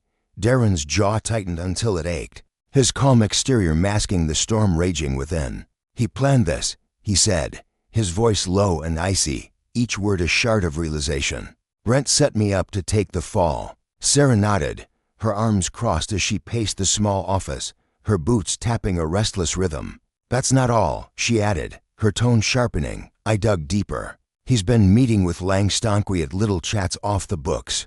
I'd bet my badge they're in this together." Her words hung in the air, heavy with implication. Darren leaned back in his chair, the leather creaking under his weight, his mind whirring like a machine piecing together a puzzle. If he could prove that link, it wouldn't just sink Brent, it would drag Langston down with him. Justice, he thought, wasn't just about righting wrongs. It was about exposing those who twisted power into a weapon. He didn't waste a moment. Darren rallied a tight-knit crucera, a handful of internal affairs investigators, and officers he trusted implicitly. They worked in the shadows, sifting through surveillance footage from the precinct's parking lot, where Brent's car had been spotted lingering near Langston's office late at night. They unearthed emails buried in deleted servers, pieced together statements from officers who'd been strong-armed into Brent's shemen, like Officer Mark Daniel, whose gruff loyalty to Brent masked a flicker of guilt he couldn't quite bury. The evidence mounted, a damning tapestry of conspiracy that laid bare Brent and Langston's plot to sabotage Darren's leadership. The reckoning came at a city council meeting, the chamber packed with restless onlookers and officials shifting in their seats. Darren strode in, his broad shoulders squared, the folder of evidence tucked under his arm like a loaded gun. The room buzzed with anticipation as he took the floor, his voice cutting through the hum like a blade. "Councilman Langston," he began, his tone steady but resonant, "you've built your career on promises of order, but the truth is, you've been pulling strings to create chaos for your own gain." Gasps rippled through the crowd as he laid out the case, the texts, the footage, the witnesses. Langston's face drained of color, his hands gripping the arms of his chair as if to anchor himself against the tide. He sputtered objections, "This is outrageous," but his voice was swallowed by the council's rising clamor for an investigation. Back at the precinct, Brent unraveled. He slumped in the locker room, the fluorescent lights casting harsh shadows across his haggard face. The bravado that once defined him had evaporated, leaving a hollow shell. His hands trembled as he buried his face in them, the echoes of his own hubris ringing in his ears. When Darren stepped inside, the air grew heavy with finality. Brent looked up, his eyes bloodshot, his defiance reduced to a flicker. "It's over, Brent," Darren said, his voice firm but not cruel. "You've played your last card." Brent's lips twisted into a bitter sneer. "You think you've won?" he rasped, his voice cracking. "This department will never bend to your fairy tale ideals." Darren met his gaze, unflinching. "Maybe not," he replied, his words measured but piercing. "But it'll never be your playground again." Brent had no retort. The weight of his isolation crashed down as his allies deserted him, leaving him a pariah in the ruins of his own making. Darren's victory wasn't the end, it was a beginning. The precinct briefing room overflowed with officers, the air crackling with unease. They'd been summoned to hear him speak, and the division was palpable. Clusters of supporters traded quiet nods, while Brent's loyalists glared from the corners. Sarah stood at Darren's side, her presence a silent pillar of strength, alongside an internal affairs rep whose stern demeanor signaled the gravity of the moment. Darren held the evidence file, its contents a guillotine poised to fall. When he cleared his throat, the room stilled, every eye locking onto him. "Thank you for being here," he began, his voice a steady anchor in the storm. "This department has been poisoned by those who put power over duty. That ends now." He opened the file, unveiling the conspiracy piece by piece of texts, the footage, the coerced confessions. The silence deepened, broken only by the occasional sharp breath. Brent Holbrook and Tim Grayson are terminated, effective immediately, he declared. Internal affairs will dig deeper. No one escapes accountability. The room erupted. Mark Daniels shot to his feet, his face flushed with rage. This is a damn witch hunt. Chief, you're crucifying good men to prove a point, his voice boomed. Echoing off the walls, a desperate defense of a sinking ship. Darren didn't flinch. This isn't about points, Mark. It's about integrity. If we don't uphold it, we're nothing. A quieter voice piped up from the back, a young officer, her hand trembling slightly. What about morale, Chief? This just widens the rift. Darren nodded, his expression softening. Morale doesn't come from ignoring roti, comes from cutting it out and starting fresh. Then Tim Grayson stood, his bulk imposing but his bravado frayed. Justice, he spat, his voice trembling with fury. You're just saving your own skin. Darren stepped forward, his presence towering. This isn't about me, Tim. It's about the oath we swore, no exceptions. If you think this is self-preservation, you never understood the job. Tim sank back, deflated, his anger spent. Sarah stepped up, her voice cutting through the lingering tension. We've got work to do, she said, her gaze sweeping the room. The chief's fighting for us for what we can be. It's time we fight too. Her words lingered, a call to arms that silenced the dissenters and rallied the weary. Darren knew the road ahead was steep, rebuilding trust, reshaping a culture steeped in corruption. It was a battle bigger than Brent or Langston. But as he looked out at the faces before him, some resolute, some uncertain, he felt a flicker of hope.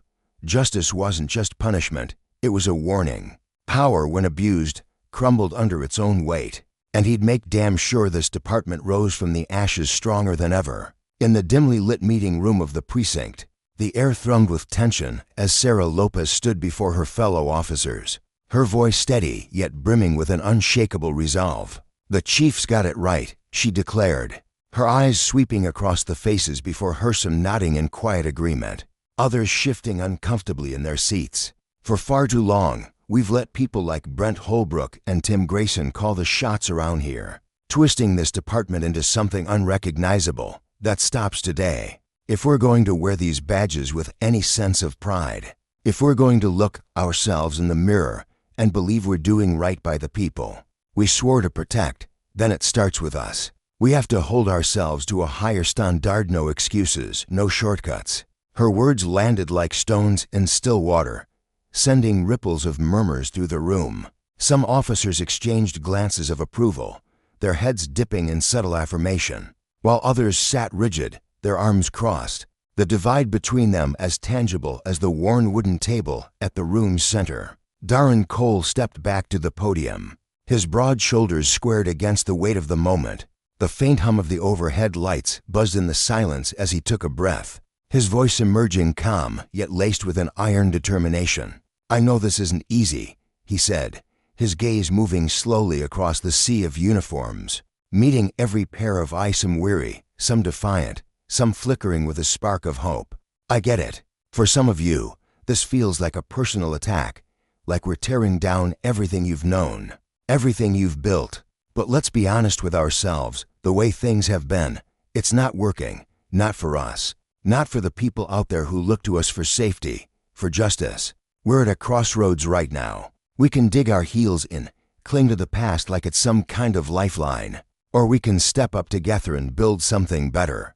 I'm asking you to choose the future. He paused, letting his words settle into the room like dust after a storm, his sharp eyes scanning for reactions. A few officers stared down at their hands, lost in thought, their brows furrowed as if wrestling with their own consciences. Others leaned forward slightly, a glimmer of inspiration breaking through their guarded expressions. As the meeting drew to a close, the officers rose from their chairs, their boots scuffing against the linoleum floor as they filtered out in clusters, their voices a low hum of debate and dissent. Darren lingered behind, watching the room empty, the weight of his decision pressing against his chest like a physical force. Sarah approached him, her steps slow and deliberate, her face etched with a mixture of exhaustion and cautious optimism. That was intense, she said, her voice softer now, almost fragile after the fire she'd shown earlier. Darren nodded, his jaw tight. It had to be. He replied, his tone resolute. If we're going to shift the culture here, we can't dance around the truth. We've got to face it head on, no matter how ugly it gets. Sarah hesitated, then asked, and Brent? Darren's expression darkened, a shadow passing over his features. He's finished, he said flatly. But the mess he's left behind, that's not going anywhere soon. We've got a long fight ahead of us. The meeting had been a seismic shift for the department, a bold line drawn in the sand. Darren's unwavering stance had cemented his authority, setting a new standard of accountability that reverberated through the precinct's halls. Yet it also laid bare the fractures among the ranks deep, jagged rifts that pulsed with resentment and uncertainty. The news broke like wildfire on a crisp Monday morning, igniting social media feeds and local broadcasts with a relentless barrage of headlines. Officer Brent Holbrook terminated amid internal investigation. Hours later, a second bombshell dropped. Tim Grayson charged with assault in Greg Robinson case. The precinct buzzed with the fallout, but for Brent, the world outside had become a battlefield. Once a towering figure who strode through the station with an air of untouchable confidence, he now stood on the front lawn of his modest home, surrounded by a swarm of reporters. Camera flashes pierced the early morning haze, each burst illuminating the strain etched into his face. Officer Holbrook, any comment on your dismissal? One shouted. Did you know about the charges against Grayson? Another pressed. Do you think your actions poisoned the department's relationship with the community? The questions came fast and sharp, slicing through the air like blades. Brent's jaw clenched tight, his eyes burning with a mix of fury and humiliation as he shoved past the throng, his shoulder brushing against a microphone. He stormed into his house and slammed the door, the sound echoing like a gunshot. Inside, the silence was oppressive, wrapping around him like a shroud. His phone vibrated incessantly on the counter calls from old allies now turning their backs, furious texts from colleagues who blamed him for dragging them down, and a flood of social media notifications dripping with venom. He stood there, staring at the blank wall, his chest heaving as the reality of his fall sank in. Across town, Tim Grayson sat in a stark interrogation room, the fluorescent lights casting harsh shadows across his face. Flanked by his lawyer, a weary man with a pinched expression, Tim looked smaller than he ever had, his broad frame hunched over the metal table. The charges were damning gasso, misconduct, all backed by bodycam footage, Greg Robinson's raw testimony, and a mountain of evidence painstakingly compiled by internal affairs. I was just following orders, Tim muttered, his voice barely audible, his eyes fixed on a scratch in the table's surface. Orders from whom? The investigator asked, leaning forward, though the answer hung unspoken in the air like a storm cloud. Tim's lips parted, but his lawyer's hand shot up, a silent command to hold his tongue.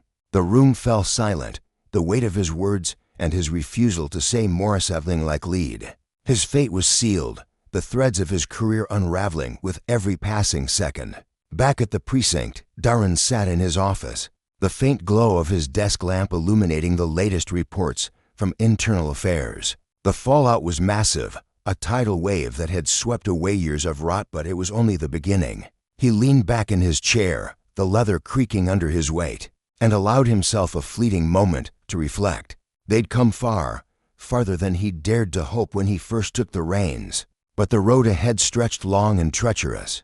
The department was a fractured mosaic, its pieces scattered and sharp-edged, and the community's trust remained a distant, fragile thing. A sharp knock on the door jolted him from his thoughts. He looked up, his expression hardening as Brent Holbrook stepped into the frame, his face a storm of anger and desperation. Holbrook, Darren said evenly, gesturing for him to enter. Brent strode in, shutting the door with a force that rattled the frame. You think this is over? He growled, his voice low and simmering with rage. For you, it is, Darren replied, his calm demeanor unshaken. Brent leaned forward, his eyes narrowing to slits. You think you've won, Cole. You think kicking me out makes you some kind of savior? Wake up, this department doesn't want your high and mighty leadership. They don't respect you, and neither does this city. Darren didn't flinch, his gaze steady as steel. "Is that what you came to say? Because if you're looking for a fight, you're too late. You've already lost everything you had here." Brent's hands balled into fists, his knuckles whitening as he struggled to hold onto his crumbling bravado. "You don't get it," he spat. "People like me built this place. We made it what it is. And you're ripping it to shreds." Darren rose from his chair, his presence filling the room despite the quiet restraint in his posture. "You're right about one thing," he said, his voice a low, unyielding current. "I am tearing it down the part you stand for. The part that shields bullies instead of protecting people. The part that lets power run wild with no consequences. That ends with you." Brent glared at him, his chest rising and falling with ragged breaths.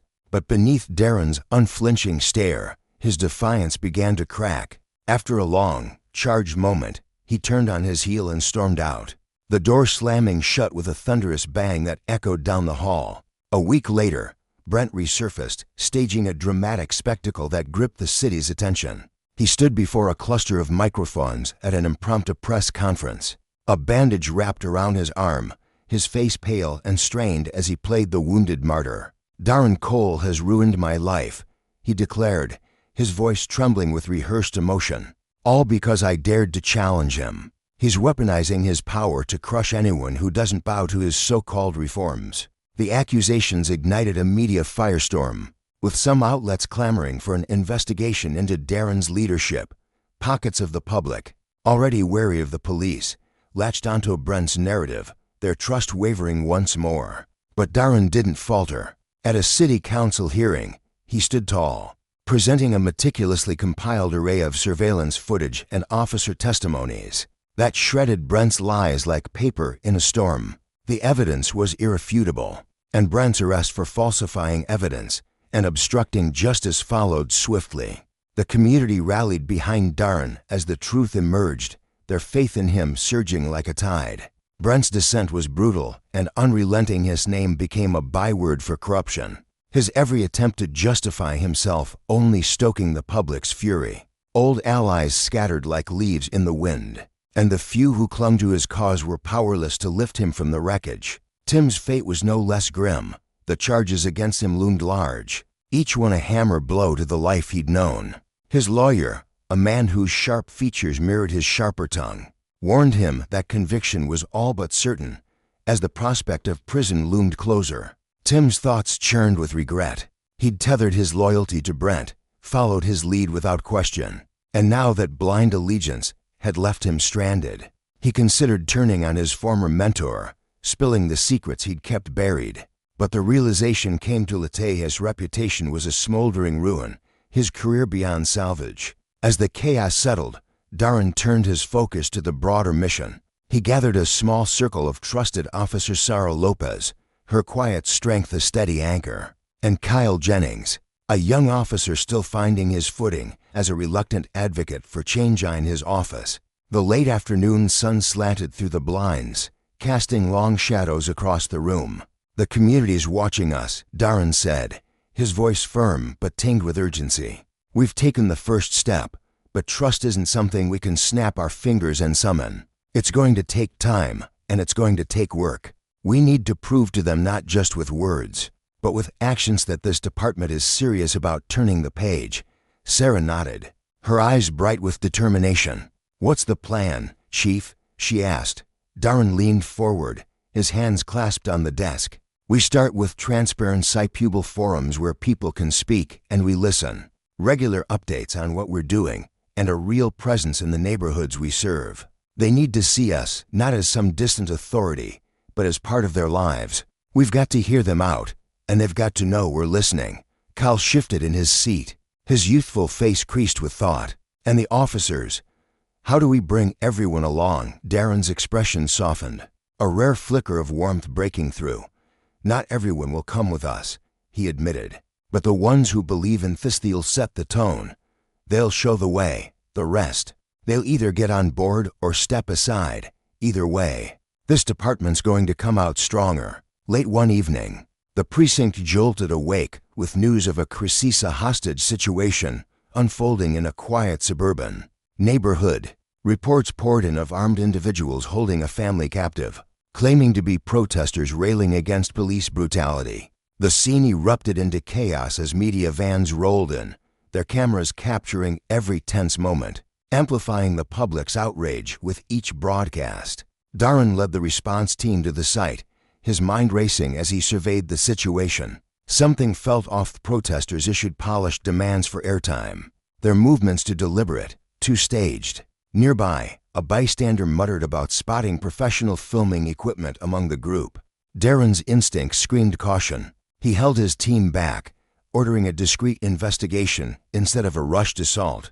Within hours, the truth unraveled. The entire ordeal was a setup, orchestrated by Brent's dwindling band of loyalists to smear Darren's name. With the crisis safely diffused, Darren stepped into the spotlight, revealing the conspiracy to a stunned public. The evidence pointed straight to Brent, and formal charges for endangering the public soon followed. The revelation not only cleared Darren's reputation, but cemented his standing as a leader unafraid to confront corruption head-on. With Brent neutralized and Tim facing the consequences of his actions, Darren turned his full attention to the work ahead. The department lay in pieces, its trust with the community a fragile thread stretched thin. Yet the battle had shifted from tearing down the old to building something new. The lesson was clear: justice, when wielded with integrity, could topple even the most entrenched abuses of power. But the cost was steep, the scars deep, and the path forward daunting. Darren stood at his office window, the city sprawling before him under a darkening sky, and felt the weight of it all: hope, the responsibility, the unrelenting fight for something better. The road was long, but for the first time, he saw it stretching toward a horizon worth chasing.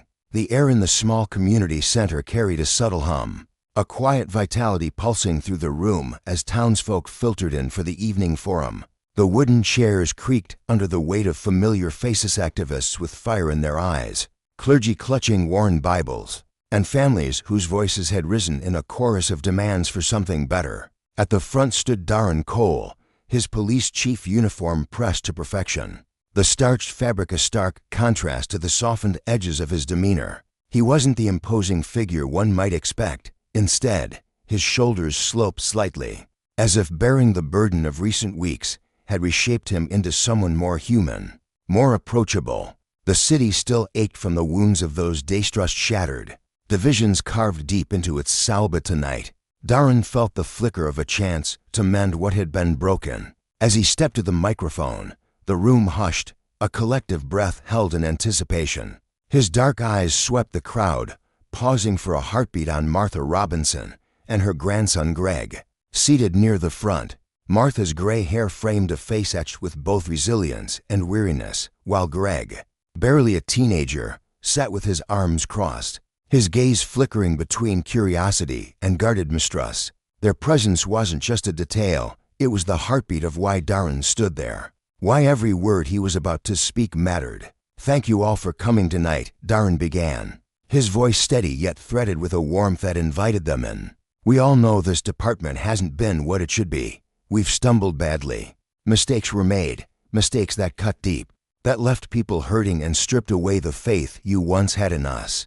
But you're here, and I'm here, because we're not ready to give up on what this can become." He paused, letting the gravity of his admission hang in the air, a tangible weight pressing against the silence. "I want to talk about Greg Robinson. Many of you know what happened. The officers involved are gone now. One's facing the law himself. But that's not where this ends, it's where it starts." From the front row, Martha's hand rose, trembling slightly but resolute. Darren nodded, a silent invitation for her to take the floor. She stood, her frame small but her presence towering, her voice cutting through the stillness with a strength tempered by pain. "Chief Cole, I see what you're doing, and I'm grateful for it," she said, her words deliberate, each one carrying the echo of sleepless nights. "But my Greg still wakes up shaking sometimes. He still flinches when he hears a siren. How can you look me in the eye and swear this won't happen to someone else's child?"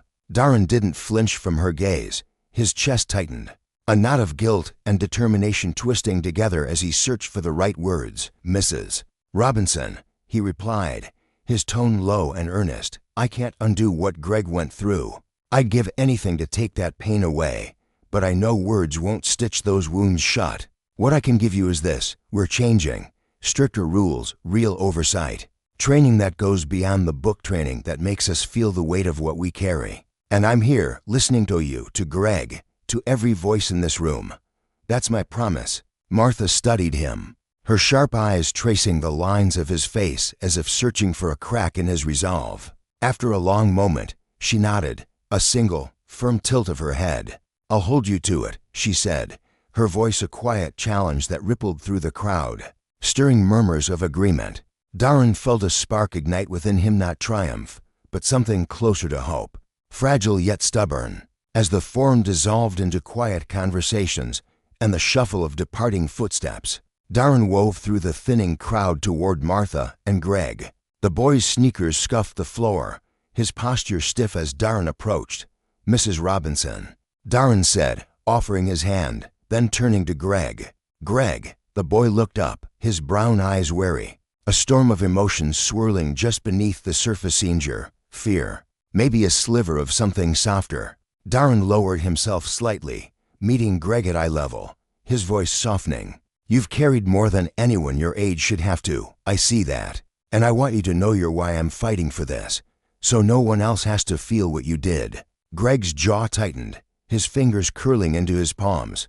For a moment, it seemed he might turn away, but then he gave a small nod. "Thanks," he murmured, the word barely audible but heavy with meaning. Martha rested a weathered hand on Darren's arm, her touch firm yet gentle. "Don't let us down," she said, her tone simple but piercing, a plea wrapped in a warning. "I won't," Darren vowed, the promise settling into his bones as he watched them walk away. Martha's arm around Greg's shoulders, a shield against a world that had already bruised him too deeply. Back at the station, the fluorescent lights buzzed overhead as Darren gathered his team in a cramped meeting room.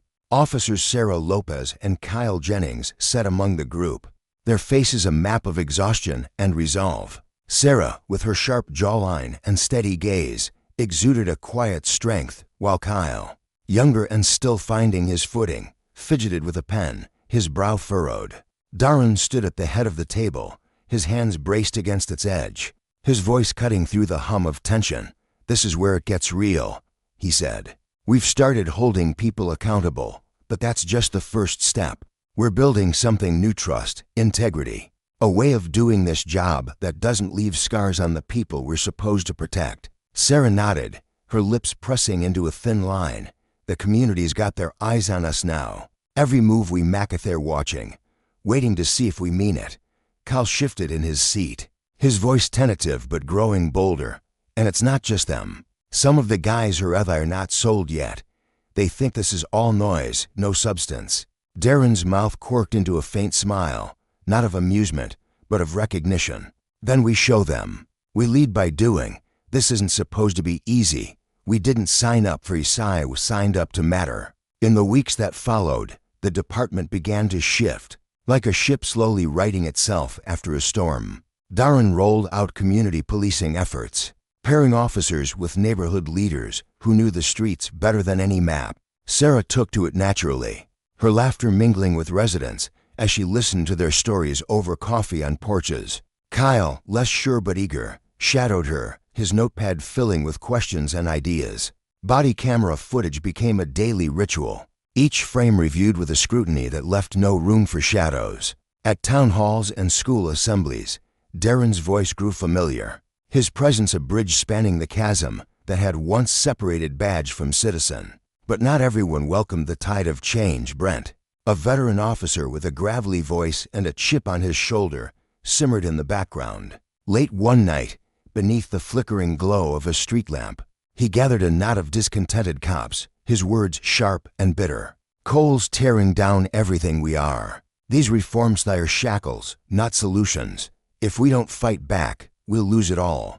His allies nodded, their faces shadowed, but their resolve hardening. Soon, whispers turned to open defiance. At a departmental town hall, a trio of officers stood, their voices loud and accusing.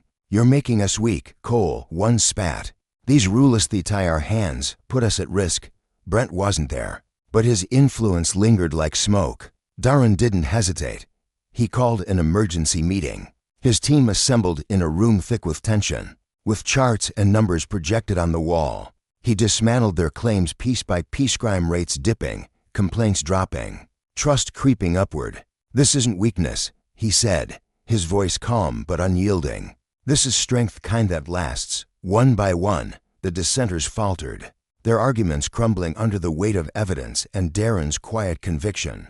Brent, exposed as the architect of the rebellion, found himself a lone figure, his power fading as the room turned toward a new path. On a crisp autumn afternoon, Darren stood at the edge of a local park, the air sharp with the scent of fallen leaves.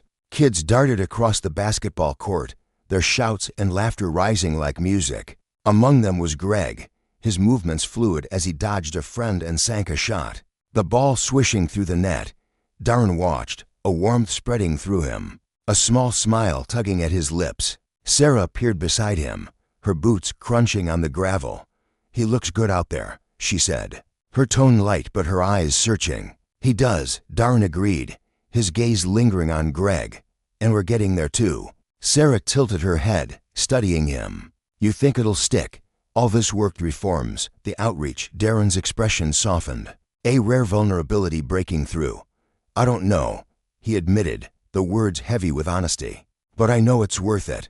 If we don't try, nothing changes, and I can't live with that." As he turned from the park, Greg's laughter echoed behind him, a sound that lodged itself in Darren's fragile, precious reminder of what they were fighting for. The road ahead stretched long and uncertain, but it was paved with something enduring, accountability that demanded justice, consequences that humbled the powerful, and a shared resolve to rewrite a story once defined by fracture. Together, they were crafting a future where trust wasn't just a word, but a foundation known that taught them all that true power lies not in force, but in the courage to heal. The air hung heavy with tension that crisp morning, as Officer Ryan Mitchell patrolled the quiet streets of his precinct, known around the department as a man who took his duties seriously. Ryan carried himself with a stern demeanor that left little room for warmth or levity. His broad shoulders were squared, his jaw set in a hard line, and his piercing blue eyes rarely softened with a smile.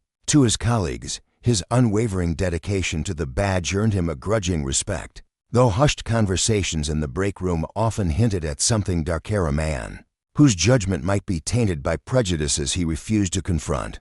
As he cruised along the empty road, his patrol car humming steadily, Ryan's sharp gaze landed on a sleek black SUV rolling slowly through the neighborhood. Instantly, something stirred in him, not a reasoned instinct honed by years on the force, but a flicker of suspicion rooted in something far less noble. Behind the wheel sat Samuel Carter, a man whose deep brown eyes carried the weight of countless encounters like the one about to unfold. His hands rested lightly on the steering wheel, his posture relaxed yet deliberate, as if every move had been rehearsed over years of navigating a world that too often viewed him with unwarranted distrust. The SUV gleamed under the pale morning sun, its polished surface reflecting the modest houses lining the street and neighborhood, where Samuel clearly didn't fit, at least not in Ryan's narrowing eyes. As Ryan pulled up behind the vehicle and flipped on his lights, his mind raced with assumptions, none of them tied to anything Samuel had done. It was simply who he was, a black man in a part of town where Ryan's biases whispered he didn't belong. Stepping out of his cruiser, Ryan adjusted his belt, the clink of his handcuffs echoing faintly in the still air. His boots crunched against the gravel as he approached the driver's side window, his expression hardening with each step. "License and registration," he barked, his voice slicing through the quiet like a blade. There was no greeting, no preamble, just a command laced with an authority he wielded like a weapon. Samuel didn't flinch. He'd heard that tone before, felt the weight of that stare too many times to let it rattle him now. Moving with a slow, practiced grace, he reached for the glove compartment, careful not to make a sudden gesture that might be twisted into a threat. His fingers brushed the leather of his wallet as he retrieved the documents, his breathing steady despite the familiar knot tightening in his chest. Handing them over, he met Ryan's gaze with a calm resolve, his face a mask of composure that hid the quiet frustration simmering beneath. Ryan snatched the papers from Samuel's outstretched hand, his movements brusque, almost dismissive. He barely spared Samuel a glance, his attention fixed on the license as if it held some secret he was determined to uncover. The name Samuel Carter tugged at the edges of his memory, a faint echo he couldn't quite place. But Ryan didn't linger on it. He didn't want to. In his mind, Samuel was already a stereotype, a figure who didn't belong in this orderly slice of suburbia. "What are you doing in this part of town?" Ryan demanded, his tone thick with accusation, as if Samuel's mere presence was a crime in itself. "Just passing through," Samuel replied, his voice smooth and even, betraying none of the weariness he felt. He kept his answers short, his words measured. He'd learned long ago that elaboration could be a spark to an already smoldering fuse. Unsatisfied, Ryan leaned closer to the window, his shadow falling across Samuel's face. His eyes narrowed to slits, scanning the man before him as if searching for a crack in his story. "Passing through to where?" he pressed, his voice sharper now, edged with a challenge. "Into the city," Samuel answered, still calm, still concise. Inside, though, a quiet debate flickered. Should he reveal more, put an end to this charade? He could feel the weight of Ryan's scrutiny, the unspoken assumptions pressing down like a physical force. But something held him back, a curiosity laced with resignation. He wanted to see how far this would go, to peel back the layers of the man glaring at him with such unfounded contempt. Ryan's mind churned, grasping for anything to justify the unease gnawing at him. He studied Samuel from head to toe, neat button-down shirt, the steady hands. The unflinching gaze found nothing concrete, yet his suspicion only deepened.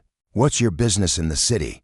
he asked, his words cutting, accusatory, as if Samuel owed him an explanation for existing. Samuel paused, weighing his next move. He could drop the truth now, watch Ryan's arrogance crumble under the weight of it. But instead, he chose patience, a test of both Ryan's character and his own restraint. "I work in law enforcement," he said finally, his tone deliberate, each syllable carrying a quiet strength. The words hung in the air, and Ryan's eyebrow arched in disbelief. He'd heard plenty of excuses, seen too many people bluff their way out of trouble, and this felt like more of the same. "Law enforcement," he sneered, his lip curling. "You don't look like any cop I know." The insult dripped with venom, a jab at Samuel's very identity. But Samuel didn't rise to it. He'd faced worse, far worse. The barbs of men like Ryan had long since lost their sting. He held his ground, his silence a shield, letting Ryan's agitation build unchecked. The officer flipped through the documents again, frustration mounting as that nagging familiarity gnawed at him. "What's your father's name?" he snapped, the question abrupt, almost desperate. A faint smile tugged at Samuel's lips, a glimmer of amusement breaking through his stoic facade. He sensed the shift, the moment where this encounter might pivot into something unexpected. "My father's name doesn't matter," he said smoothly, then turned the question back with a subtle edge. "But what about yours, officer? What's your father's name?" Ryan froze, caught off guard. His face tightened, a flush creeping up his neck. But something in Samuel's steady gaze compelled him to answer. "Richard," he muttered. "Richard Mitchell." The name landed like a stone in still water, rippling across Samuel's expression with a flicker of recognition. "Richard Mitchell," he repeated softly. "Your father became a cop, didn't he? Joined the force after a rough patch in his life." Ryan's confusion sharpened into suspicion, his brows knitting together. "How do you know that?" he demanded, his voice a mix of wariness and curiosity. Samuel's tone remained even, but a new warmth threaded through it, a bridge spanning years and memories Ryan couldn't yet grasp. "I knew your father," he said. "I was there when he hit rock bottom, when everyone else walked away. I gave him a hand up, helped him find his footing. I'm the reason he got that second chance and became a cop." The revelation struck Ryan like a physical blow, his breath hitching as the pieces snapped into place. Samuel Carter, the name his father had spoken of so often. The man who'd pulled him from the abyss when despair had nearly swallowed him whole. Ryan's eyes widened, his bravado crumbling. You're the man my dad always talked about?" he asked, his voice barely above a whisper. Samuel nodded, his expression softening yet carrying a weight of understanding that pierced Ryan to his core. "Yes, Ryan, I'm that man. And I'm also the new chief of police in this city." The words crashed over Ryan like a tidal wave, drowning him in a flood of shame and regret. The man he'd sized up, dismissed, and disrespected without a shred of evidence was not only his father's savior, but his superior. His hands trembled as he clutched the license, his throat tightening. I didn't know," he stammered, his voice cracking. "Chief, I'm so sorry. I didn't realize." Samuel cut him off, his gaze steady but not unkind. "Ryan, this isn't just about me," he said firmly. "It's about how you treat people of who they are. You didn't know my title, my story, but that shouldn't have mattered. You judge me based on nothing but the color of my skin, your own assumptions. That's not justice. That's not what this badge stands for." Ryan's head bowed, the weight of Samuel's words pressing down on him like a physical burden. Shame burned in his chest, hot and unrelenting. "I know," he whispered, barely able to lift his eyes. "I've been wrong, for a long time." Samuel watched him, acknowledging the admission, but refusing to let it end there. "It's never too late to change," he said, his voice a quiet challenge. "But it starts with this: every person you meet deserves respect, no matter what you see on the surface. Power doesn't give you the right to judge, it demands you rise above it." A thick silence settled between them, the hum of distant traffic the only sound as Ryan wrestled with the truth. Finally, he looked up, his eyes glistening with a raw, unguarded sincerity. "Chief," he said haltingly, "would you come with me to see my dad? I think he'd want to see you, and I need to make this right." Samuel studied him, sensing the genuine plea beneath the words. After a long, contemplative pause, he nodded. "All right, Ryan, let's go." They drove in silence, the weight of the morning's reckoning hanging heavy in the air. Ryan's grip tightened on the steering wheel as they neared a modest suburban home, its faded blue paint and neatly trimmed lawn a stark contrast to the turmoil churning inside him. It had been weeks since he'd last visited his father, their relationship strained by Ryan's stubborn pride and long hours on the job. Now, the prospect of facing him with Samuel at his side filled him with a tangled mix of anticipation and dread. As they stepped out of the car, Ryan hesitated, his boots scuffing the pavement. Samuel noticed the flicker of unease but said nothing, understanding this was a threshold Ryan had to cross alone. Taking a shaky breath, Ryan climbed the porch steps and rapped on the door. It swung open to reveal Richard Mitchell, a man in his 60s with silver hair and a weathered face etched with the lines of a hard-lived life. His eyes widened in surprise, then softened with recognition as they landed on Samuel. "Samuel?"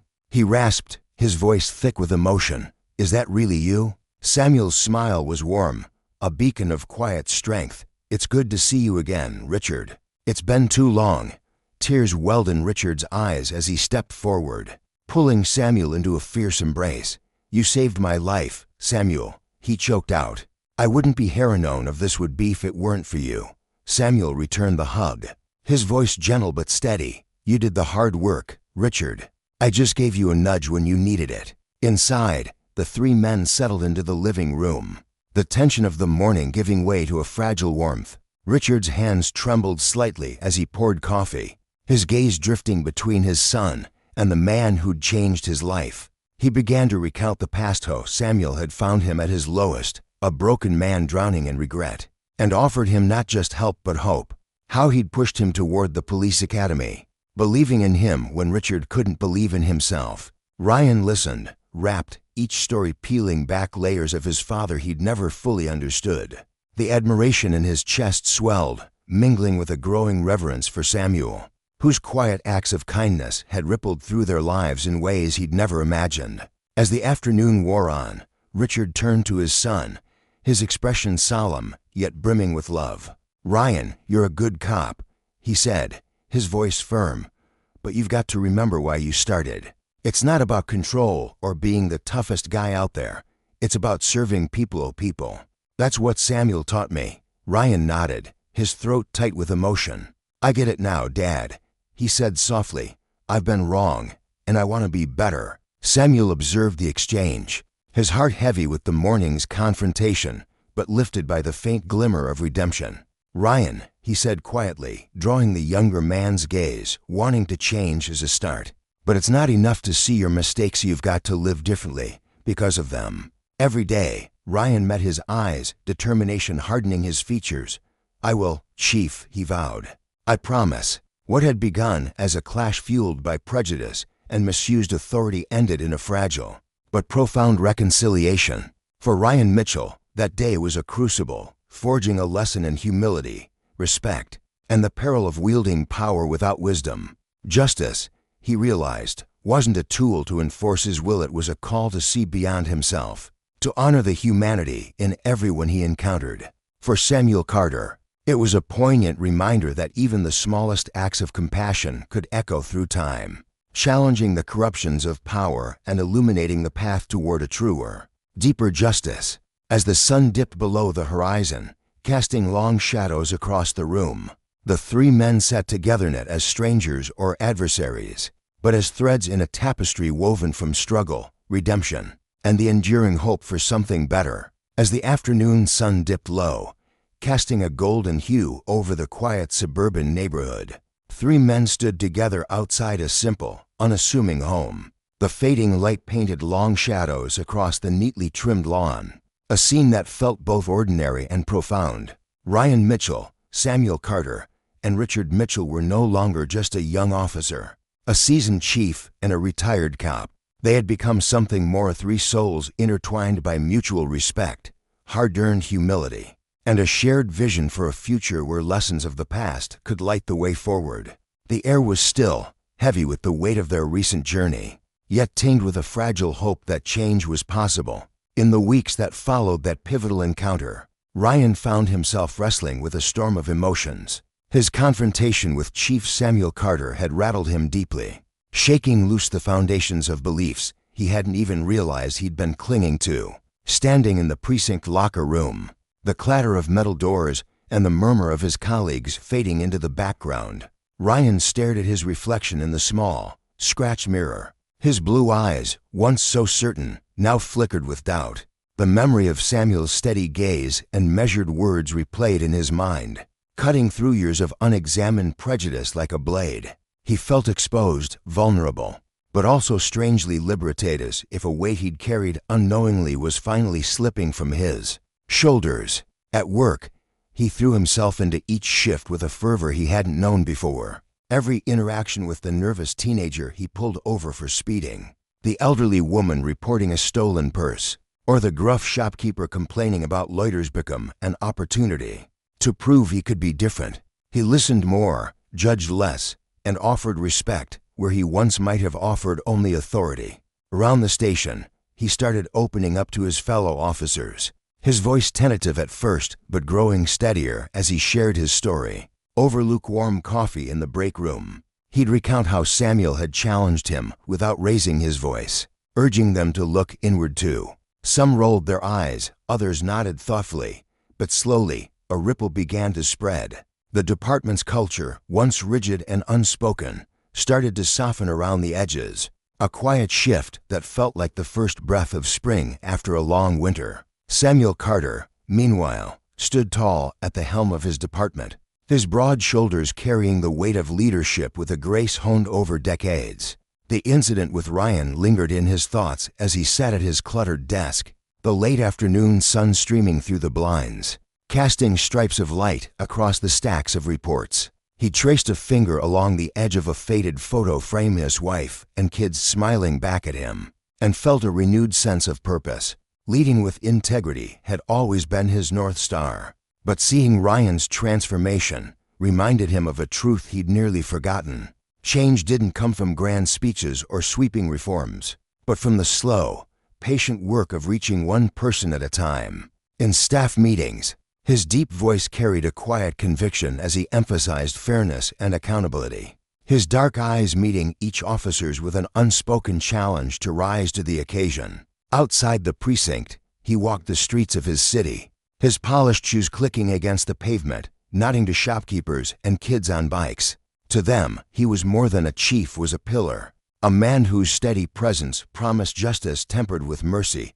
Yet beneath his calm exterior, Samuel felt a flicker of pride mixed with caution. He knew the road ahead was long, And that one changed heart didn't erase the deeper scars of mistrust, etched into the community he served. For Richard Mitchell, watching his son evolve was a bittersweet triumph that swelled his chest with pride and stung his eyes with unshed tears. From the worn armchair in his living room, the scent of old leather and pipe tobacco clinging to the air, he'd gaze out the window at the oak tree he'd planted when Ryan was born. Its branches, once fragile, now stretched wide and strong, a mirror to the man his son was becoming. Retirement had given Richard time to reflect on his own years in uniform, the mistakes he'd made, the times he'd turned a blind eye. Seeing Ryan grapple with his flaws and emerge better for it was a balm to those old regrets.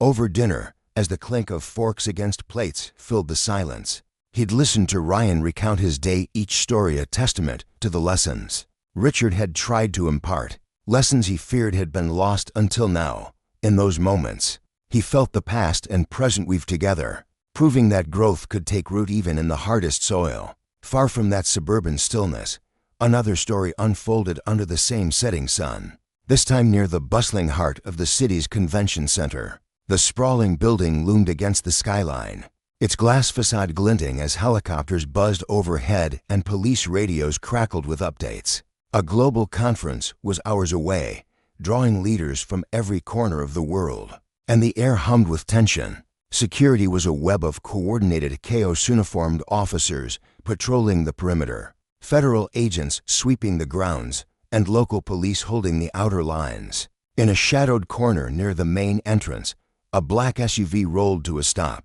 its engine purring softly before cutting off. The door swung open and Marcus Carter stepped out, his tall frame unfolding with a quiet confidence. At 40, he was a special supervisory agent with the FBI, his sharp mind and steady hands honed by years of high-stakes assignments. Dressed in a lightweight jacket, jeans, and dark sneakers, he blended into the crowd. No badge, no uniform, just a man who moved with purpose. His job was to scout the area, to see what others missed, and he preferred the anonymity that plain clothes afforded. As he scanned the perimeter, his dark eyes caught every detail: flicker of a curtain in a nearby window, the shuffle of a vendor packing up his cart, the faint hum of a generator in the distance. But Marcus's presence didn't go unnoticed. Karen Mitchell, a local policewoman with 20 years on the force, watched him from across the lot. Her weathered face tightened as she adjusted her utility belt, her fingers brushing the holster at her hip. At 45, Karen prided herself on her instincts, honed by countless nights on patrol. But beneath her gruff exterior simmered a prejudice she rarely acknowledged. From her vantage point, Marcus was a question mark, a black man lingering near a restricted zone, his casual attire clashing with the urgency of the day. Suspicion flared in her chest, a hot, familiar ember she didn't question. "Why's he here?" she muttered to herself, her boots crunching gravel as she strode toward him, her posture rigid with authority. "Hey, you!" Her voice sliced through the ambient noise, sharp and commanding. Marcus, crouched near a low wall to check a blind spot, straightened slowly, turning to face her. His expression remained calm, professional, a faint warmth in his tone as he replied, "Yes, officer." "What's the matter?" Karen stopped a few feet away, arms crossed, her gray eyes narrowing as she sized him up. What are you doing here? This isn't a place for civilians. Move along." No. Her words were a wall, unyielding and cold. Marcus tilted his head slightly, a flicker of surprise crossing his face before he smoothed it away. "I haven't done anything wrong," he said evenly, his voice a steady current against her rising tide. "I'm just looking around." Karen's frown deepened, her lips pressing into a thin line. "Don't play games with me. This is a restricted area. If you don't want trouble, leave." She took a step closer, her shadow falling across him, but Marcus held his ground. "Officer, I'm not loitering. I'm on a mission and important work. Maybe you should verify before ordering me around." Her anger flared at that, a spark igniting into a blaze. To Karen, his calm defiance was a challenge, a crack in the armor of her authority. "Mission?" she scoffed, her voice dripping with disdain. "What mission? You don't look like security, you look like trouble. Why do people like you always show up where you don't belong?" The words tumbled out, jagged and raw, and a few onlookers, conference staff lingering nearby glanced over. There murmurs a faint buzz in the background. Marcus's jaw tightened, but his composure held. Inside, a quiet ache stirred not surprise, but a weary recognition of the bias she wielded like a weapon. As an FBI agent, he'd seen this before, felt it before, but it never stopped stinging. Still, he straightened, meeting her gaze with unflinching clarity. "Could you lower your tone? This doesn't need to be hostile." His request only fueled her fury. Karen stepped closer, her face inches from his, her breath sharp with indignation. "I don't need you telling me how to do my job. I said leave, so Levino." Marcus inhaled deeply, his hands flexing briefly at his sides as he fought to keep his temper in check. "I'm not here to fight," he said, his voice low but firm. "But you should think about how you treat people. Words like yours, they have consequences." Karen laughed, a harsh, grating sound that echoed off the concrete. "Consequences? Are you threatening me? Who do you think you are?" In her eyes, he was nothing a stranger, a threat conjured by her own distorted lens. She missed the quiet authority in his stance, the way his calm masked a strength she couldn't fathom. Marcus didn't rise to her bait. Instead, he held her gaze, his voice steady as stone. "I'm just saying everyone deserves respect, even if they don't match your expectations." Her fists clenched, her face flushing red as his words struck a nerve she refused to acknowledge. "I don't need your preaching," she snapped. "Get out before I arrest you for obstructing me." The threat hung between them, heavy and brittle. As the tension thickened, Marcus didn't budge, his silence a quiet rebellion. He knew this wouldn't resolve easily, but he wouldn't walk away from an injustice he could confront. In Karen's eyes, he saw not just anger, but a fear she buried beneath her badge, a fear of losing control, of being wrong. For Marcus, it only sharpened his resolve. This wasn't just about a conference anymore, it was about the principles he'd sworn to uphold. Across these two tales, woven from the same threads of human struggle, a deeper lesson emerged. Justice wasn't a distant ideal, but a living force, shaped by every choice, every word. Ryan's redemption showed that even the hardest hearts could soften with reflection, while Marcus's stand against Karen's abuse of power revealed the cost of wielding authority without accountability. Together, their stories whispered a truth: power unchecked breeds division, but humility and courage can mend each own fragile, hopeful step at a time. The late afternoon sun hung low in the sky, casting long shadows over the bustling conference area where people milled about, their voices a low hum of anticipation and chatter. Marcus Carter stood near the edge of the crowd, his tall frame clad in a simple black jacket, his dark eyes scanning the surroundings with a quiet vigilance. He wasn't here to blend in or make small talk. He had a job to do, a mission that demanded focus. But as he lingered, observing the flow of people, a flicker of movement caught his attention. A police officer, her stride purposeful, her gaze locked on him with an intensity that made his stomach tighten. Karen Mitchell approached with the confidence of someone who'd grown to comfortable wielding her authority, her uniform crisp and her badge glinting faintly in the fading light.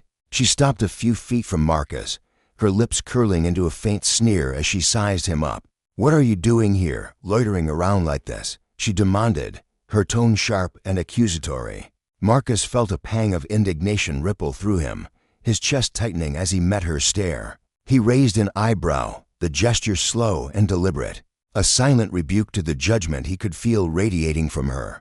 "So, you're sizing me up because of how I look," he said, his voice steady but laced with a quiet edge. "That's not how someone in your position should be acting." Karen's eyes narrowed, a spark of defiance flaring within them. She took a step closer, her boots scuffing against the pavement, her posture rigid with provocation. "Don't you dare tell me how to do my job," she snapped, her voice rising just enough to draw the attention of a few passersby. "You're the one stirring up trouble here, and I've got every right to handle you however I see fit to me, as I would anyone else."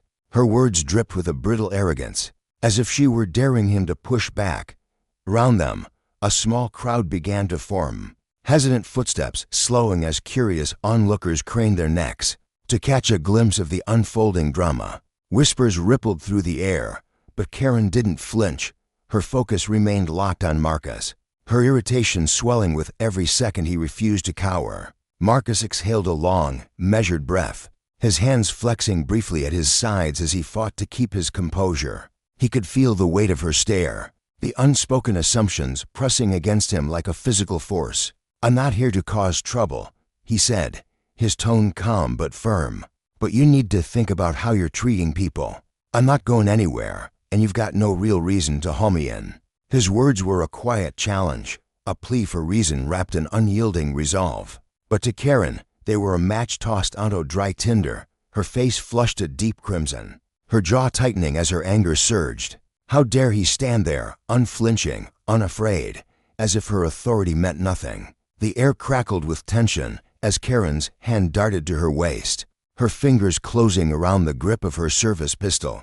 With a swift, jerky motion, she yanked it free from its holster and leveled it at Marcus, the metallic click reverberating like a thunderclap. Gasps erupted from the crowd, a woman's scream piercing the stillness as people stumbled backward, their faces pale with shock. The world seemed to freeze, time stretching thin as the barrel of the gun stared Marcus down. But he didn't flinch. He'd seen worse far worse in his years with the FBI, moments where death had loomed closer than this. His heart thudded steadily in his chest, his hands rising slowly to shoulder height, palms open in a gesture of calm defiance.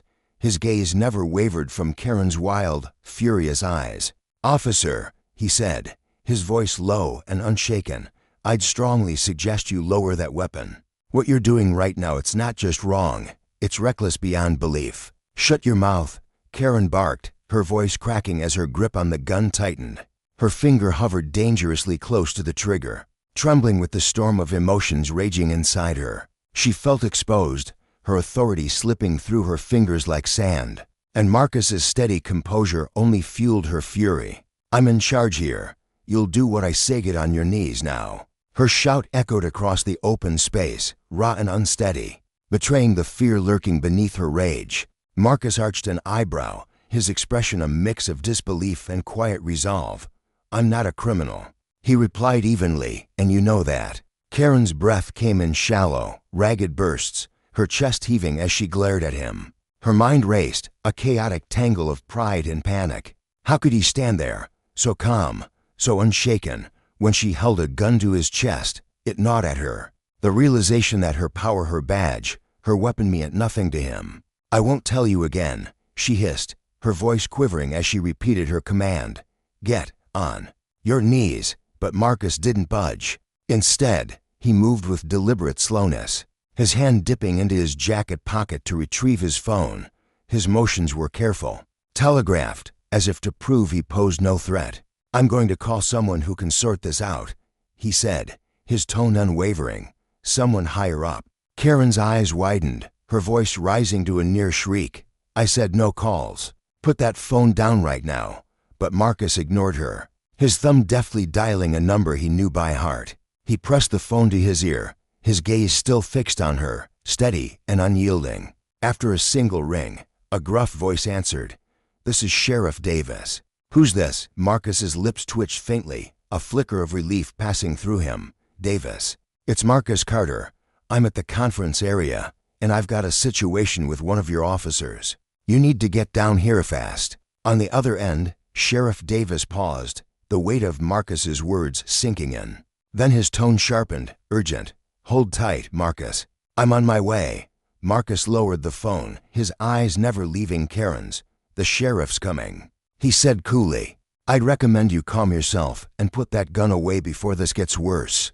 Karen's face twisted, her mind reeling as she struggled to process the shift in control. She kept the pistol trained on him, her hands trembling now, though whether from rage or dawning fear, she couldn't tell. The crowd around them had grown, phones raised as onlookers recorded the standoff, their murmurs a low buzz in the background. Karen barely noticed, her world narrowing to the man before her and the authority she felt slipping away. Minutes later, the wail of sirens cut through the air, sharp and insistent. A patrol car screeched to a halt nearby, gravel crunching under its tires as Sheriff Davis emerged. He was a stocky man in his 50s, his salt and pepper hair cropped close, his face etched with lines of experience and exhaustion. His eyes swept the scene, narrowing as they landed on Karen and the gun still clutched in her hands. "What in God's name is happening here?" he bellowed, his voice carrying the weight of command. Karen jolted, her head snapping toward him, but the gun stayed raised, her defiance warring with her shock. "Chief, I've got a troublemaker here," she said, her voice faltering slightly. "I'm handling it." "Put that gun down, Karen," Davis ordered, his tone brooking no argument. "Now." Karen hesitated, her gaze flickering between Marcus's calm resolve and Davis's stern glare. The weight of her superior's disapproval bore down on her, and after a tense beat, she lowered the weapon, her hands shaking as she holstered it. Davis stepped closer to Marcus, his expression softening with regret. "Marcus, I'm so damn sorry about this," he said quietly. "I had no idea it'd escalate like this." Marcus gave a slight nod, his silence heavy with unspoken thoughts. He knew this wasn't the end. There were deeper threads to unravel, lessons to be learned. Davis turned back to Karen, his disappointment palpable. She stood rigid, her chin lifted in a last-ditch effort to salvage her dignity, but her eyes betrayed her unease. "Karen, do you even realize who you just threatened?" Davis asked, his voice low and cutting. "Do you know who this man is?" Karen frowned, her bravado faltering. "It doesn't matter who he is," she shot back. "I was doing my job. He was acting suspicious, and I've got the right to handle it." Davis sighed, pinching the bridge of his nose as if to ward off a headache. He glanced at Marcus with a rare deference, then back at Karen. "This man you pulled your gun on," he said, his words measured and deliberate, "is Marcus Carter, a special agent with the FBI. He's here on a critical assignment to secure this conference. And you've not only interfered, you've abused your power in the worst way." The revelation struck Karen like a physical blow, her breath catching as her eyes widened in disbelief. She opened her mouth to protest, but the words faltered, crumbling under the weight of her mistake. Marcus's gaze remained cold, unflinching. "If you'd taken a moment to assess me properly," he said, his voice quiet but piercing, "instead of jumping to conclusions based on my skin, we wouldn't be here." Karen stammered, desperation creeping into her tone. But you didn't identify yourself." "How was I supposed to know?" Davis cut her off, his voice like steel. "You didn't know because you didn't bother to find out.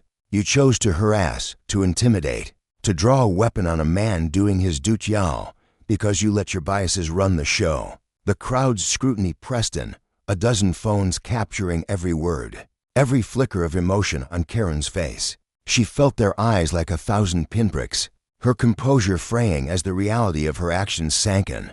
"Chief, I was just following protocol." She tried, her voice trembling. "What protocol justifies aiming a gun at an unarmed man who's no threat?"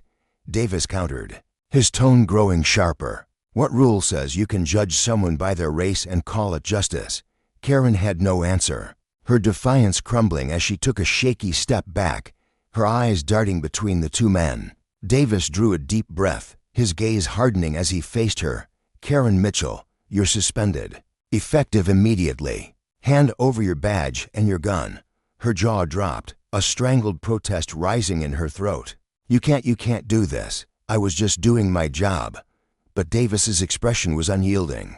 "You're not doing anyone's job anymore," he said coldly. "There'll be an investigation into your conduct, and trust me, this won't be swept under the rug." Numbly, Karen fumbled with her badge, her fingers trembling as she unclipped it and surrendered it along with her weapon. The weight of her choices crashed down on her, leaving her pale and hollow. Marcus watched in silence, his face a mask of restraint. There was no triumph in his eyes, only a deep, weary disappointment, a recognition that this moment was a symptom of something larger, something broken. Davis turned to him, his tone softer. "Marcus, I can't apologize enough for this mess. Tell me how I can make it right." Marcus inclined his head, his voice steady. "Thanks, Davis. I don't need anything for myself, but I hope you'll take this as a chance to rethink how your people operate."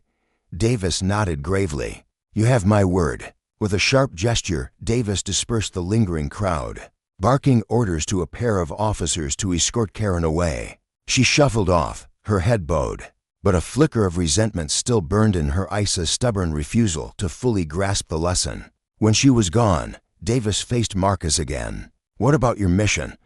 "How can I help?" Marcus offered a faint, tired smile. "Just keep doing your part, Davis. That's enough for now." As the sun dipped below the horizon, casting the scene in twilight, Marcus stood alone once more, his thoughts heavy with the day's events. Justice had prevailed, in a way, but at what cost? Karen's fall was a stark reminder. Power, unchecked, could twist even the well-intentioned into tyrants. And for Marcus, it was a call to keep pushing, to root out the flaws in a system that too often let prejudice masquerade as righteousness. Marcus Carter stood in the dimly lit hallway of the FBI field office, his breath still uneven from the chaos of the day. A faint smile tugged at the corners of his lips as he glanced at Chief Davis, the man's weathered face etched with gratitude and a hint of guilt. "Just make sure everything goes smoothly from here," Marcus said, his voice steady but laced with an undercurrent of exhaustion. "I'll keep pushing forward with my mission. What happened today, it doesn't shake me. It's just a bump in the road. But I'd be lying if I said I wasn't hoping the conference next week goes off without a hitch. No one should have to endure what I did." His words hung in the air, heavy with the weight of what he'd fought, a gun in his face, venomous slurs cutting through the tension like a blade. Yet there was no bitterness in his tone, only a quiet resolve that spoke volumes about the man he was. Davis nodded slowly, his eyes reflecting a mix of admiration and responsibility. He shifted his weight, the creak of his leather shoes echoing faintly against the tiled floor. "Thank you, Marcus," he said, his voice thick with sincerity. "You've handled this with more grace than most could muster. I promise you, I'll do everything in my power to set things right." There was a flicker of determination in his gaze, a silent vow to not let this incident fade into the shadows unresolved. Marcus didn't reply. He simply offered a curt nod, his broad shoulders squaring as he turned and walked away, his footsteps deliberate and measured. Davis watched him go, rooted to the spot, his mind churning with thoughts. The events of that day were far from over. They were a spark, and the fire was only beginning to spread. A week later, the city buzzed with outrage. Headlines screamed across news sites, and social media feeds overflowed with clips of the incident that had turned Marcus Carter into an unwilling symbol. Karen Mitchell, a now infamous figure, had been caught on camera, her police uniform crisp, her face contorted with anger, brandishing her service weapon at Marcus while hurling racist insults that stung the ears of anyone who heard them. The video had exploded online, igniting a storm of public fury that rippled through the streets and into the heart of the city. Police department. Inside the cold, sterile walls of an interrogation room, Karen sat alone at a metal table, her hands clasped tightly in her lap. Gone was the polished badge that once gleamed on her chest, replaced by the rumpled civilian clothes that seemed to weigh her down. Fatigue lined her face, dark circles shadowing her eyes, but she fought to maintain a mask of composure as the door swung open. A group of senior officials filed in, Chief Davis among them, his jaw tight with disappointment, alongside stern-faced members of the Police Conduct Review Board. The air crackled with tension as an official stepped forward, his voice cutting through the silence like a gavel.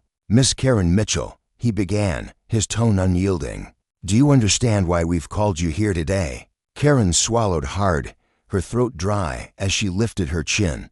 "Yes," she replied, her voice trembling slightly despite her efforts to steady it. "I've been told my actions that day are being looked into." She shifted in her seat, her fingers tightening around each other as she braced herself for what was coming. The official's eyes narrowed. "It's not just that day," he continued, his words sharp and deliberate. "We're also investigating allegations of racism and misuse of authority that stretch across your entire career." Karen's face twisted into a scowl, a flare of defiance sparking in her chest. "Those claims are ridiculous," she snapped. "I was doing my job, nothing more. I've always followed protocol." Davis leaned forward, his hands resting on the table, his presence commanding the room. "Karen," he said, his voice low but firm, "I've watched the footage. I've spoken to multiple witnesses. What you did, what you said, wasn't just a lapse in judgment. It was a blatant violation of everything we stand for as officers. You crossed a line." His disappointment was palpable, a heavy weight that seemed to press down on her. Karen's jaw tightened, her mind racing for a defense. I thought he was a threat, she argued, her voice rising with desperation. He was acting suspicious sneaky, even. How was I supposed to know he was FBI? He didn't look the part. Her words tumbled out in a rush, her cheeks flushing as she tried to justify the unjustifiable. A member of the Oversight Committee, a woman with sharp eyes and a no-nonsense demeanor, shook her head. Suspicion is one thing, she said coolly, but spewing hate-filled rhetoric and drawing your weapon on an unarmed civilian who posed no immediate danger, that's not suspicion, that's abuse.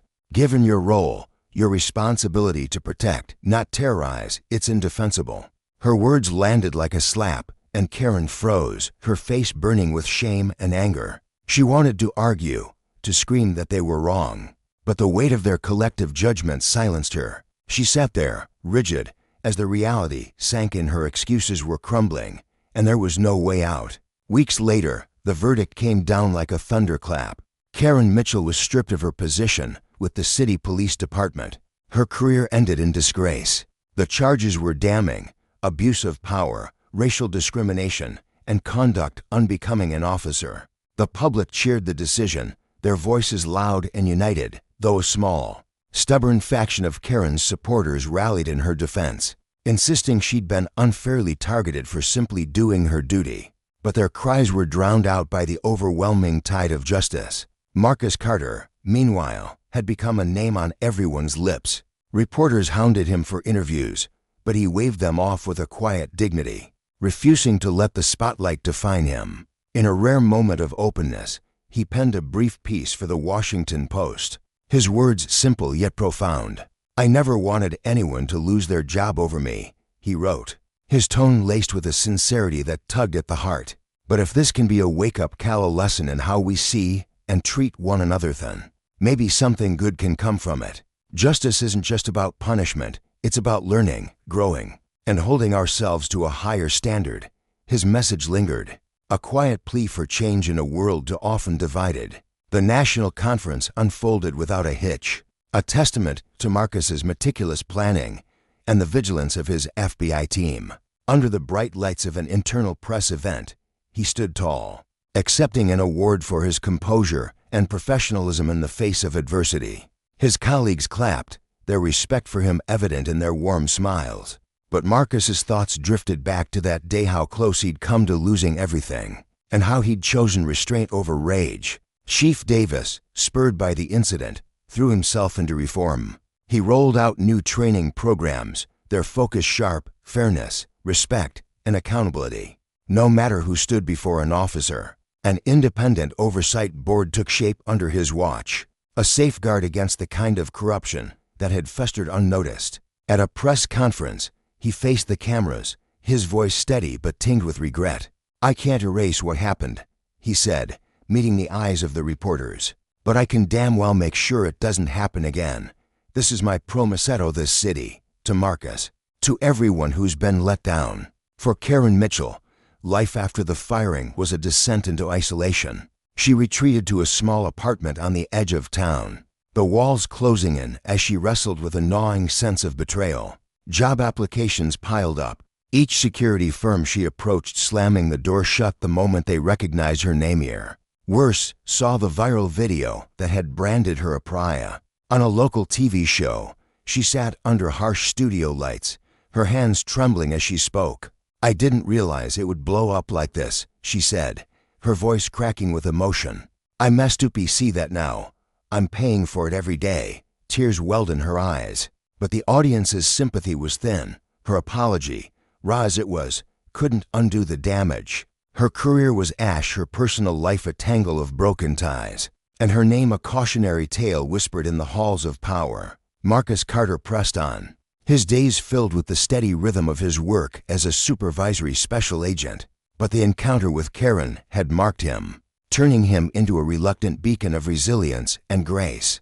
People began to see him not just as a victim, but as a catalyst, a man whose quiet strength exposed the rod of unchecked authority and demanded better. He didn't revel in the attention. Instead, he hoped his story would ripple outward, a reminder that true justice went beyond laws on paper. It lived in the choices people made, in the compassion they extended.